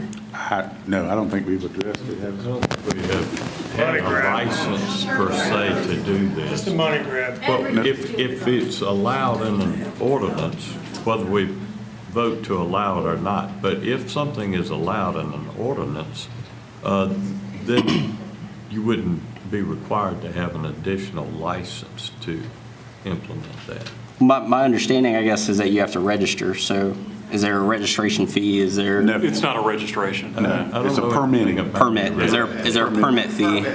Our standard zoning permit fee is $75, but in terms of if you let me answer this, please. But in terms of the conditional use permit, y'all would have the opportunity with the ordinance. I mean, you could specifically address it. I mean, if you wanted to have some special, rules for this, you could do that. So the people that already have these things, they should be grandfathered into this. You're making a law post them having it. They should be able to have what they've always had. Otherwise, you're telling them they need to get rid of their chickens, or they got to get rid of something. And then this fee, that's just something to consider. I mean, if somebody's had this stuff and now you're going to tell them that they got to pay to keep on having it, it's not really fair to that person. Okay. Thank you so much. Yes, sir. Thank you. I think we thought we were signing the sign-in sheet. Okay, all right. Skip the next one. Wyatt? Wyatt's not going to speak to us. Kenny Kiesler? Did we sign the wrong one? I must have signed the wrong one. Okay. Chrissy Kiesler? No. Okay. Anyone else who would like to speak at the public hearing? That we did not call your name because there were a couple I could not read, and I apologize. I just wanted to say something really quick. So, Please come to the podium to speak. So I don't know where we are on that map, but we have 20 acres on the lake. My sister has 13 acres, almost 14 acres. We petitioned the county last year, or I'm sorry, city council, county council last year to be put in rural. I don't know how the zonings go. We have chickens. I think my sister's under R1 that cannot have chickens. She has 14 acres. She's got over a $2 million house. She doesn't care. My thing is this, is if I purchase something, this gentleman kept saying, no offense, but he kept saying, you're allowed. I bought this property. I am allowed to do whatever I want. I should not be asked. I should not get permission to have chickens on my own land. Like that woman said, our chickens put themselves to bed. I've got 3 kids. My kids are much louder than my chickens. Trust me, you would much rather have the chickens than my kids next door. If I wanted no chickens, then I would live in an HOA with a subdivision. We lived in one. And you know what? We lived in Wessinger Farms in Chapin. And I can tell you this, they're going to start petitioning because the community there, the people there in the HOA want chickens. In a 250 quarter-of-acre lots, they want chickens. We moved here from Virginia because of the freedoms here. We didn't want somebody to come and say, hey, you know what, you can only have 6 chickens. We didn't move here for that. And that's what people from everywhere are moving here for. So allowed is not a good answer. Thank you. Thank you. Anyone else for the public hearing? I have a statement that I'd like to address the city council with, but it's not concerning chickens, and I can wait if you'd like me to. Yes, ma'am. That would be public comments. That's not at this point. Chicken, sorry. Okay? Chicken. So, real quick, my name's Robert Wright. I'm Margaret's brother-in-law. We don't have any chickens, but we live, I'm pretty sure it's R1, if I'm in R1. If we wanted to get chickens, we could only have 6 according to your proposal, correct? I'm not sure I understand which. In zoning R1, district. in R1, you're going to be allowed to have 6 chickens, is that correct? Well, we don't have an R1 district, so we Oh. have R2 And then- rural, which And there's what's no the limit next, on. and what's the next one, I'm sorry? RSN. RS? Yeah. Which Yeah. is, I think, what we're in. Oh, okay. Yeah, and I'm sorry, I misspoke. And I think we would only be allowed to have 6 chickens Under this proposal. under that proposal. Just like my sister-in-law said, we have 14 acres. I spent 22 years on active duty, retired, and then spent 15 years for the Mecklenburg Sheriff or Police Department as a homicide detective. I retired out here, bought property out here, so we could do what we wanted. And to be told, and just like one of the gentlemen said, what else are you going to propose later on down the line? When you start rezoning these areas, because you're going to have to, with the influx of people, those R1s are going to change to RMs or whatever, your acronyms are. We have to be very careful with who we try to appease. One person's problem should not be 39,000 other people's problem. Okay, so just be careful, gentlemen, with what you choose to, enact, amongst the majority of your constituents. Thank you, sir. Thank you. Can I make one more comment? Briefly. Okay. Sorry to do this again, but I'm a grandfather, and I hear everybody talking about grandfathering something in. Sounds great for those of us, I don't have chickens actually, but for those of us who already have chickens or something, grandfathering stuff in sounds great.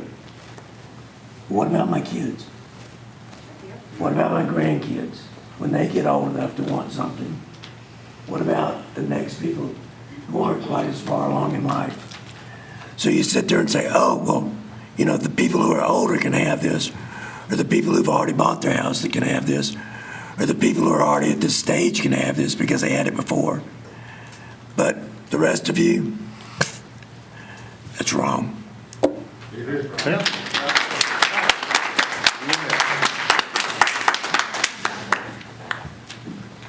All right, seeing no one else, without objection from council, I declare the public hearing closed. With no objection, the public hearing is now closed. Subsection B of this item is a second reading of this ordinance. Is there a motion that this be second reading?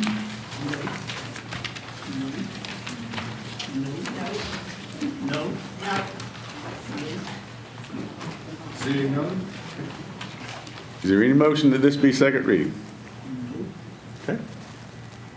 Hearing none, motion, go ahead. Just for point of clarification. Okay. We did have a recommendation to table this. If we let it die, then we can't revisit it for a year. That's correct. And so there may be some extenuating circumstances that not everybody's aware of. Believe me, I have all my life been a believer of limited government.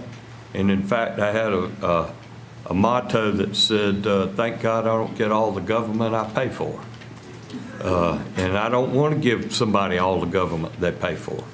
But there are somewhat extenuating circumstances sometimes when what a neighbor does to his property adversely affects his neighbor. And it can affect the value of his property. It can affect his lifestyle. If you have a neighbor that comes in and puts a chipper mill on his property, that's his property. He can do what he wants to with his property, right? But you can't go outside of your house because there's a chipper mill there, and you hear that chipper mill 24 hours a day, and you can't go out and cook a steak, or your children, your grandchildren go outside. So it is a balancing act that we are faced with in every agency that has to moderate whether it's a freedom versus whether it is an imposition on somebody. And in this case, I mean, you can't really figure, chickens are not really much of an imposition, right? I mean, I'm with you. I mean, you got 15 acres, heck, a couple of chickens are not going to affect, I don't care how many chickens you have on it, it's not going to affect a neighbor. If you had a chicken farm move in right next to you, and he was processing tons of manure every day, and you couldn't go outside and cook a steak, and your children couldn't play in the yard because of the imposition and what it did also to the value of your property, then that's when the balance comes into play. And it's, I use that as an example, and in R2, R2 is rural, and chicken farms are allowed in R2. We have chicken farms in R2. I just use that as an example. I really empathize with you because I don't like too much government regulation, and Vote this down. Yeah, table it. and that's why I asked the chairman before we eliminated this from any further consideration that we could table this, do some additional research, and better define who's impacted. Because from what I heard from many people tonight, the reason I asked where you live, if you're in R2, you have an opinion of this, and we need to hear your opinion, but it's not directly impacting you. The people it directly impacts are the people who live in RS and RSM. Excuse me. Order, please. And those are the ones that are directly impacted by it, and we need to further, that's why we need time, because if you got 15 acres and you live in RSM, then actually your better action would be to have your property rezoned to R2 from RSM, unless you're going to subdivide it in many, you want to put mobile homes on it and subdivide it and that sort of thing. But I don't want, we don't need to go into all that. But that's why I asked the chairman. I think we should never be smarter than the people we work for, and we work for you. And so to spend more time. Motion. Take that as a motion to table it? Table. Is there a second to that motion? Okay. Is there discussion? Yes, sir, Mr. Fullman. Just for clarification, this will only be tabled until such time as we can come back and reconvene. That is correct. That is correct. Not a year. No, no. If it dies with lack of a motion, then you cannot reconsider it for a year. And that's the clarification I want to make sure. If you table it, you can come back to it when necessary. Because at this point, we, the way I see it right now, there isn't really a problem that we're trying to solve.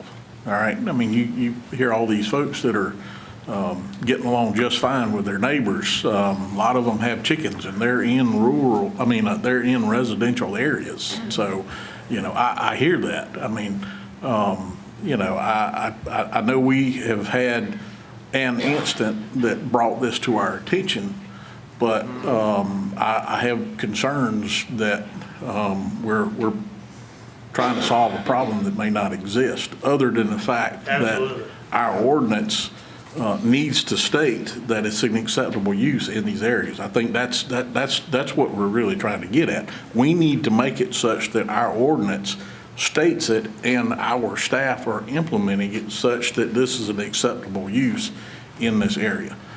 And that's what I think we need to discuss. Good point. Anyone else? I would just say that we are all about deregulation. I've talked to several of you by phone or in other ways, and I'm all about small government. I don't believe government should take away any rights.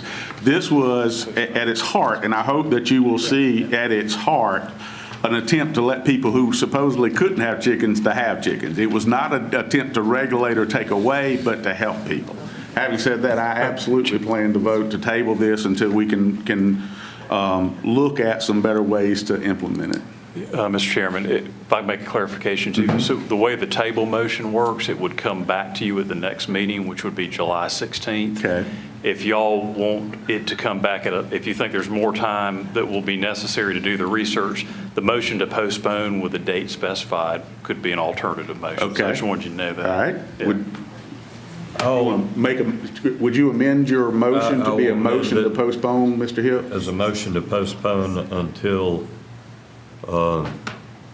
we're going to be few meetings in July, a few meetings in August, so I'm going to say until the second meeting in September. Okay, motion to Hopefully postpone to the that'll- second meeting in September. Would you amend your second, I'll sir? amend my to, second to have it be to the second meeting in Second September? meeting in September. Okay, there is a motion and a second on the floor. We have had this to postpone this until the second meeting in September.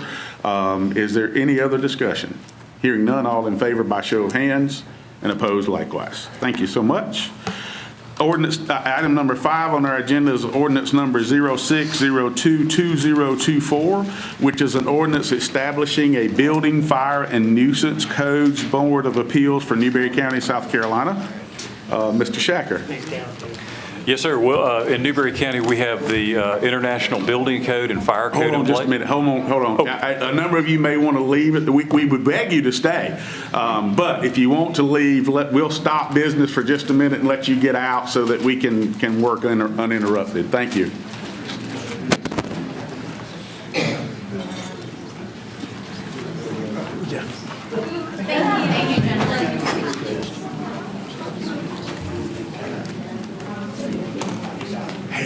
Yes, sir. Nice to see you, sir. Yes, sir. Yes, sir. My pleasure.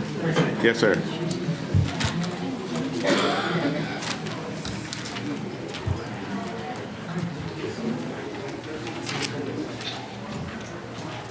We'll get the door back shut and then we'll rock and roll. Ms. Shaton, would you catch the door for us? All right. Would you close the door, please? Thank you. All right, Mr. Shacker, go ahead now. Yes, sir. Thank you.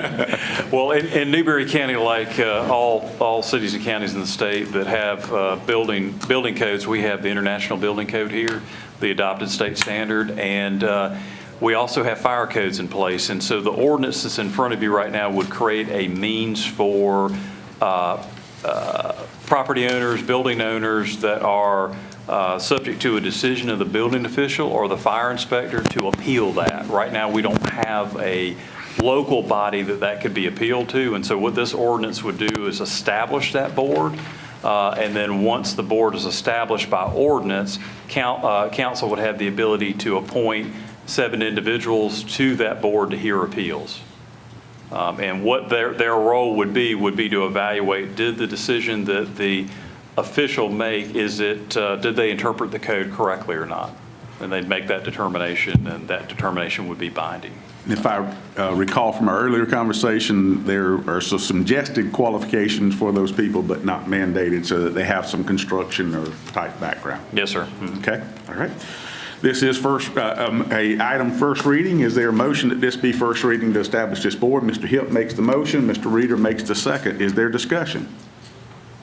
Hearing none, all in favor by show of hands and opposed likewise. Motion carries unanimously. Item number 6 is a consideration and an award of a bid for full depth repairs to Somerset Place. Invitation to bid number 2024-02, and the lovely Miss Crystal Water is making her way to the podium now. All right, thank you. We solicited bids for the road repairs for Somerset Place on April the 25th and received 2 responses. The first is from Steed Paving in the amount of $58,530.30, and the second bid was from Satterfield Construction in the amount of $64,275. Staff does recommend the low bidder and award be made to Steed Paving. And I'll answer any questions. Is this within budget for the project? It is being absorbed through the Public Works Department, Okay. yes. All right. Any other questions? Yeah, Ms. Walden. This also, the pricing's broken down to also a unit price, full depth, and also an overlay per square yard. Are the 2 prices there, what I'm looking at is those 2, Steed Paving has a higher price for both of those. So how many? The amount of paving that would be done for this is, let's see. For the full depth patch is 310 square yards, and for the overlay, it's 1,200 square yards. The amount that we're asking for the unit pricing is for any additional, if I'm correct, is that right? Any additional that may need to be done, other than what was indicated in the bid response. Just a moment.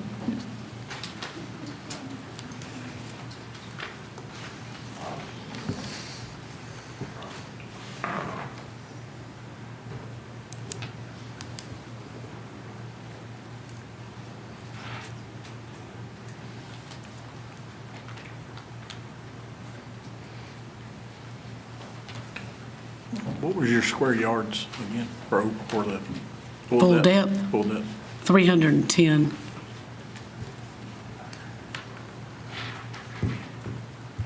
And the overlay was 1,200. Actually,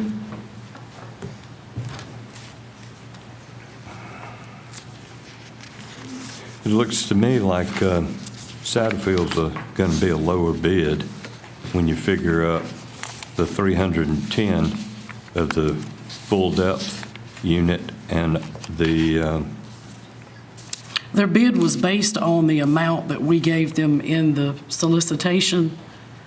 They are doing it for the $58,530 for that amount of square yards, for the full depth and then the overlay.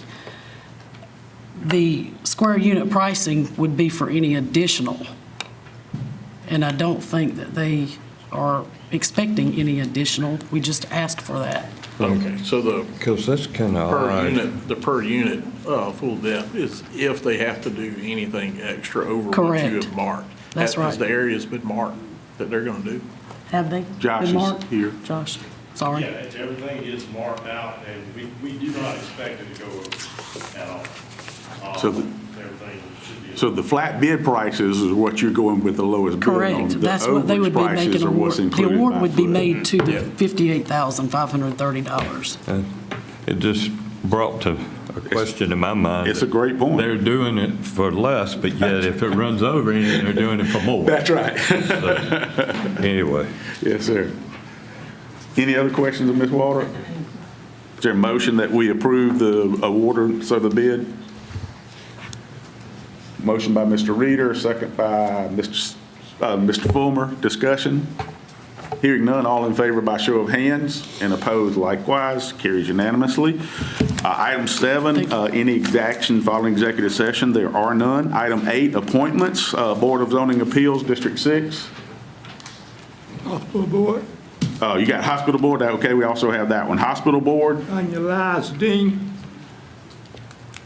Tanya Lyles D. Yes. Mr. Scurry makes a motion to appoint Tanya Lyles Dean to the Hospital Board. Is there a second? Second by Mr. Reader. Is there discussion? Hearing none, all in favor by show of hands, and opposed likewise, motion carries unanimously. Newberry County Hospital Board, District 7. Yes, I have Miss Maddie Dillon.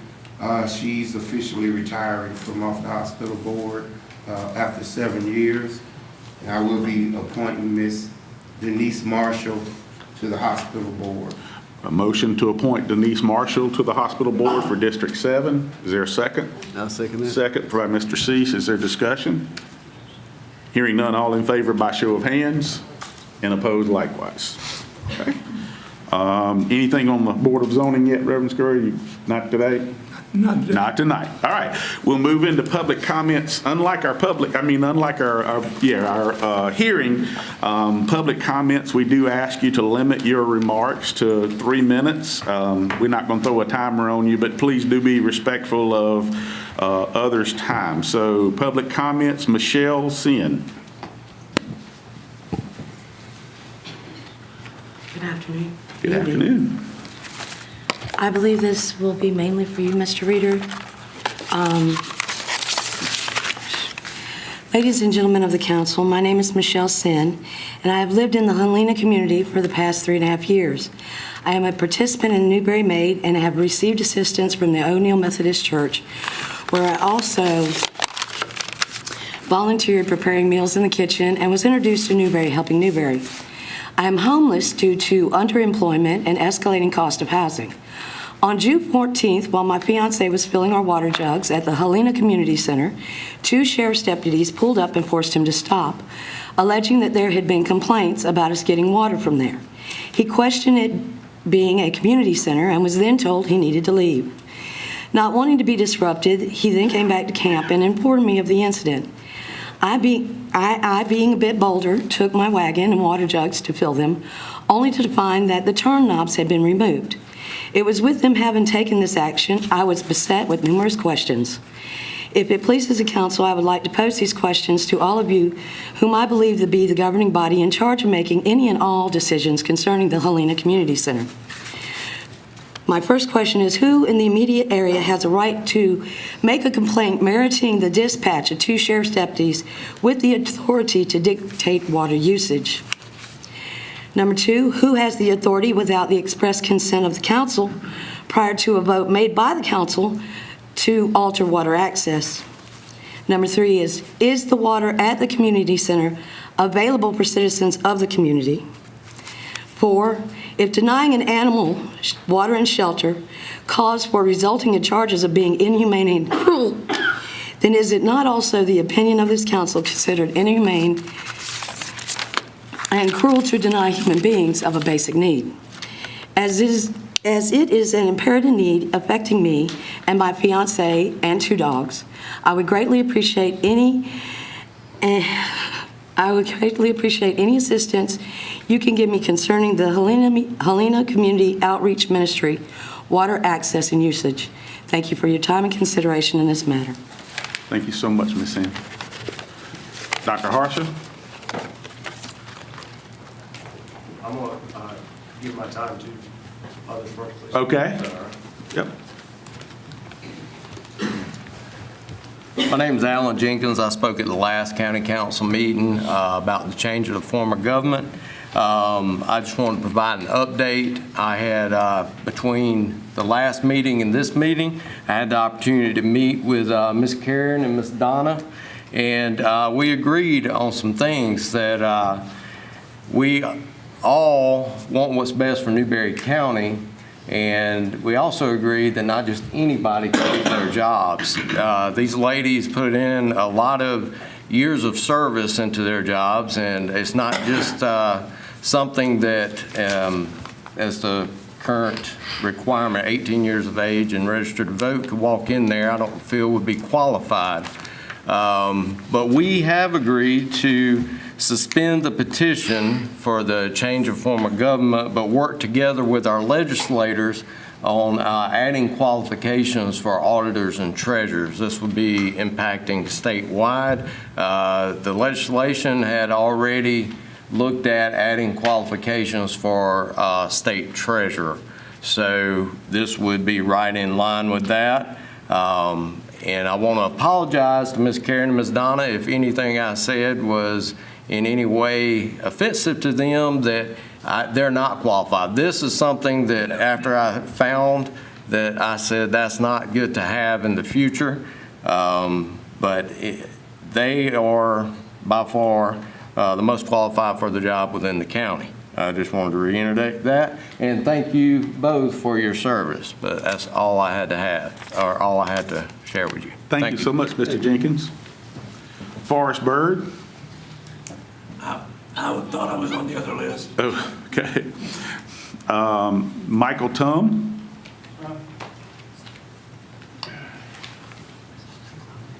Thank you, Council. I'm going to pass until September 7th. Okay. Thank you so much. Thank you, sir. Donna Lominick, our esteemed auditor.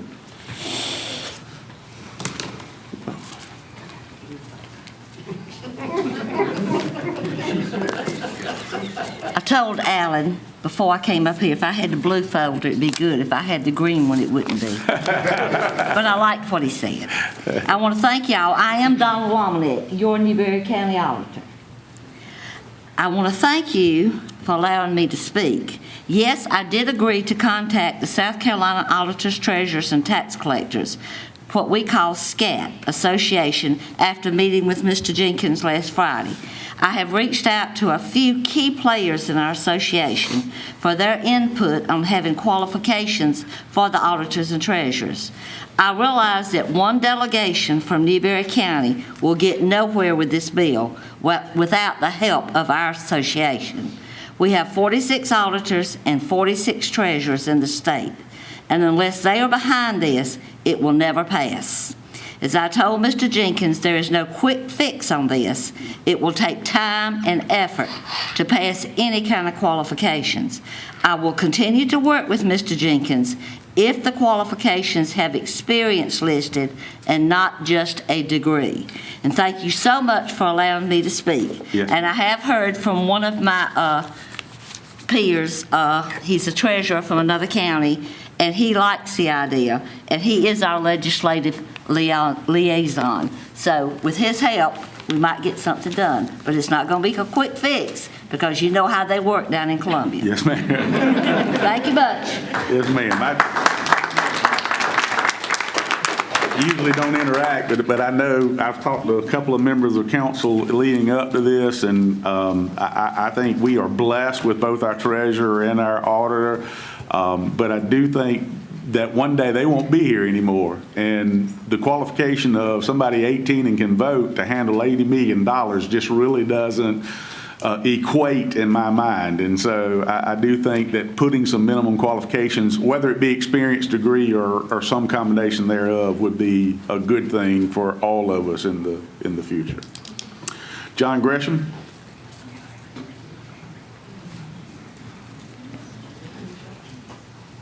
Realistically, I thought I was just signing up for the one. Okay. However, given the opportunity, I would like to clarify something.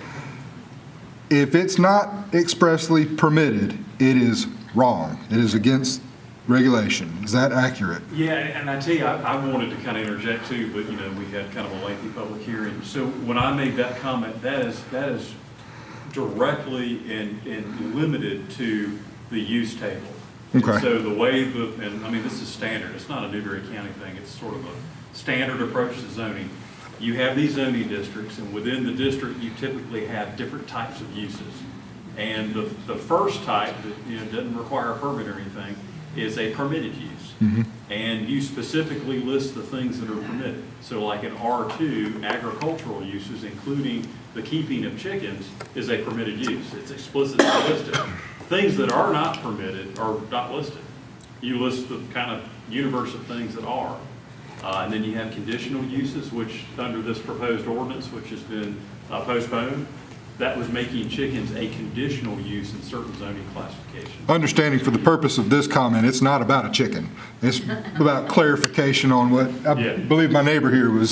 So what I was specifically addressing was the use table. Understood. Yeah, and it has to be explicitly listed in the use table. And it's not only a description, there's actually a code. Mm-hmm. The North American Industrial Classification System is what the federal government and different levels of government use to identify specific things.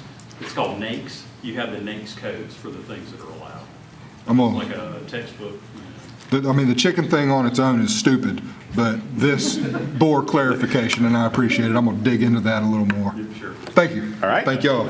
Brent Bannister. Yeah, first timer, thought I was. Okay, no problem. Marguerite Gerard.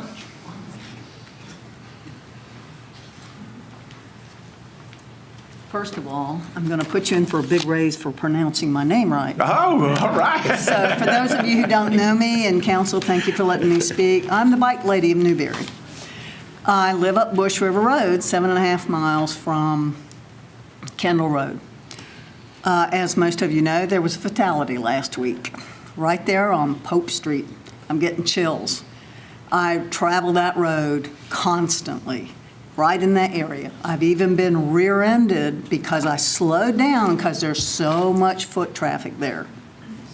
It's always overgrown. Let me preempt by saying I understand this is probably DOT's problem. We need, sidewalks are years down the road. If we could get light, regular maintenance to keep the, down. There's a lot of foot traffic there on Pope Street, between Pope Circle and 121 at Country Corner. I almost hit a guy and I got rear-ended. So I'd rather get rear-ended than hit a pedestrian. But I think everybody in the county knows that intersection, and we got to take care of our people. I mean, I ride my bike through there all the time. There's no light at night. There's no light. I mean, it wasn't if, it was when. So I would hope that you all could maybe collaborate with DOT and let's get on the stick and get something so we don't have another fatality. Thank you so much. Thank you. Jim Heilman. Yes, thank you. I have this handout.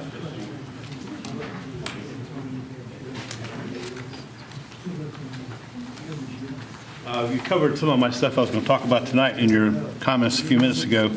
At the last meeting, Alan Jenkins, the chairman of the Republican Party in Newberry, presented a request that we add something to the ballot this year in 2024, and one of those things has been removed.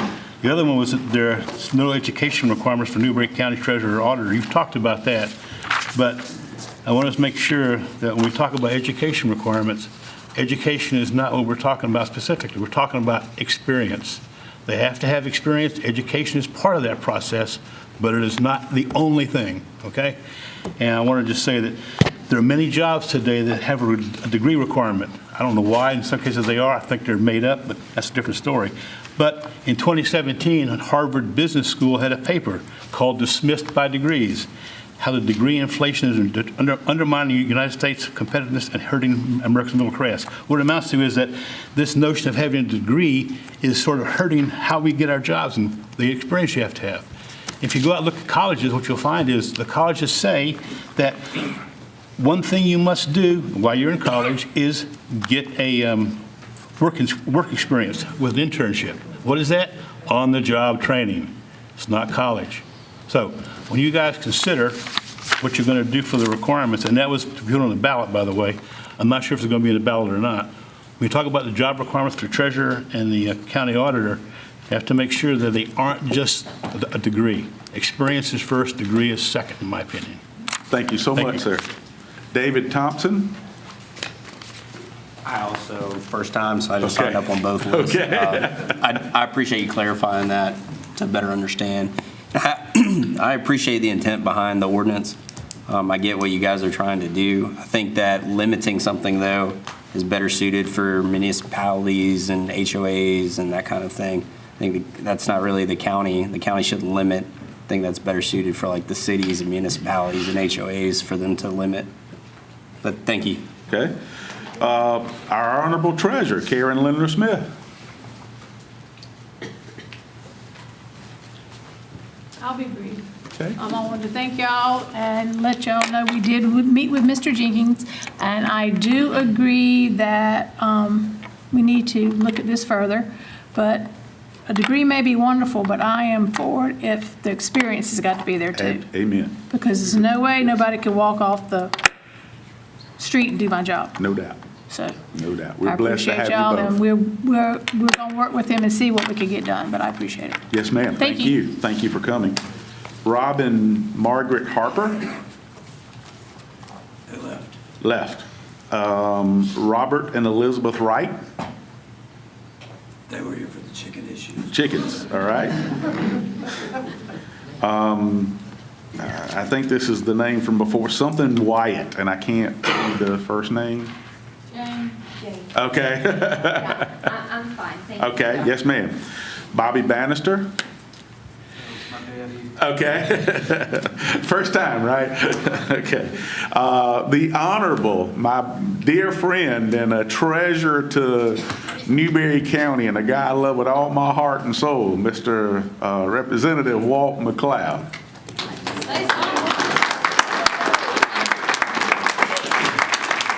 Thank you for the opportunity, but I think I'd like to pass. Yes, sir. Yes, sir.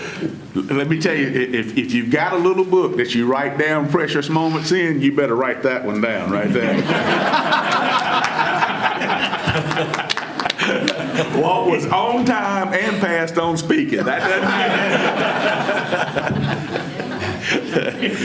doesn't But I will tell you, those of you that didn't have the honor of seeing him in service, Newberry County never had a better constituent service representative at the state level than Walt McLeod. And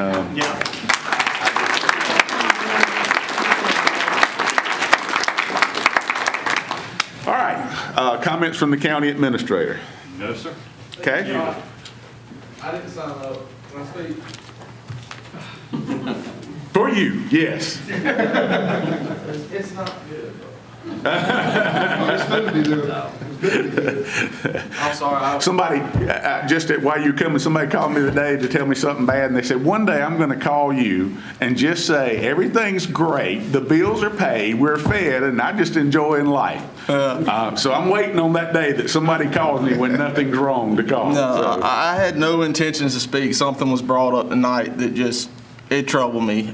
My profession was brought up in a demeaning manner as a chicken farmer proudly since 2001. I have plenty of neighbors in this very room that can attest we do not cause issues with our neighbors.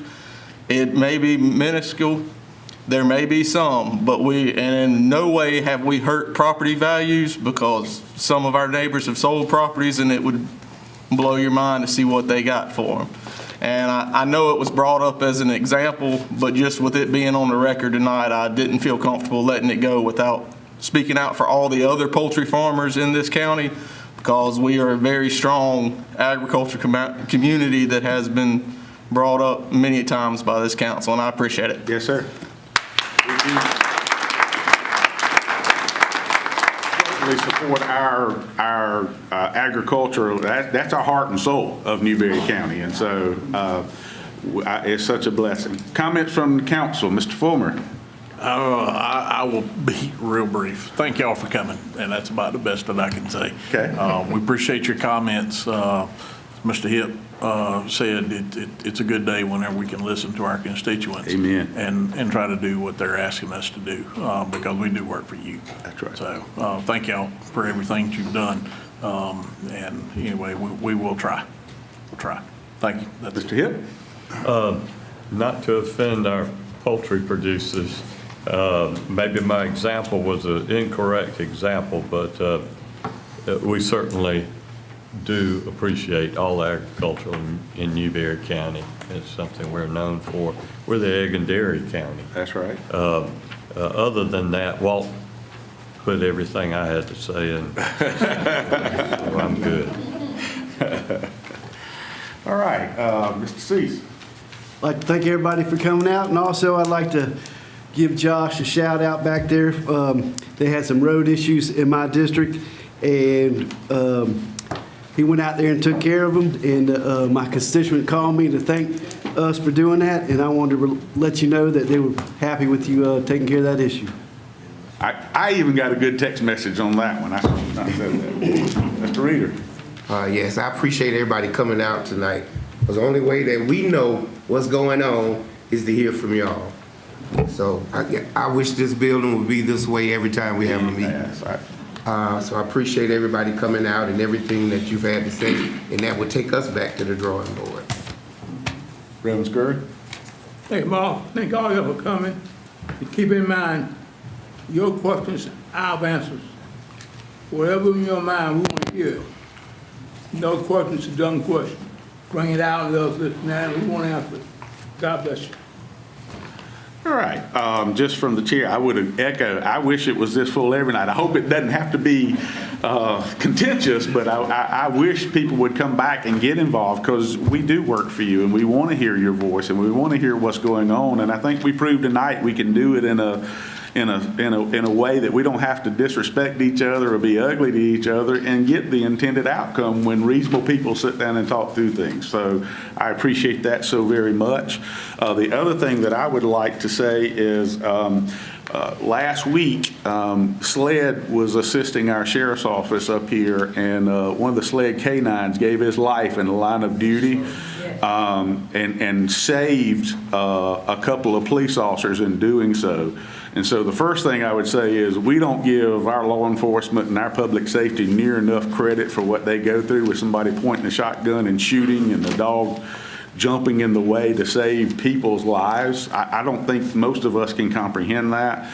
And so I commend our law enforcement first, but I think this council has some type of obligation to do something to honor the memory of the dog that was killed here protecting our citizens. So I would like for us as a council to do an accommodation or something that we could perhaps get Chief Keel and the handler of the dog up and make some kind of acknowledgement to them that we realize the kind of sacrifice that got made last week in this county for us. You know, we're here, and I'm not being facetious about it all, we're about chickens, and the truth is, most of us can't comprehend somebody shooting a shotgun at us in a closed-in hallway. So I feel like all of council will join me that we need to do something to honor what went on here. Don't take that lightly. Don't take that lightly. All right. Future meetings. There will be no meeting on July the 3rd because of the holiday week that week. The offices will be closed on July 4th. We have Public Safety and Courts Committee on July the 8th. We have a County Council work session on July 17th. County Council regular meeting on July 17th. The work session at 5 and the meeting at 6. And then the South Carolina Association of Counties annual conference is the 29th through the 31st. Is there a motion to adjourn? I'll make that motion. Motion for Mr. Cease. Mr. Fulmer seconds it. Is there discussion? Hearing none, all in favor by show of hands. Opposed likewise. The motion carries unanimously and we stand adjourned.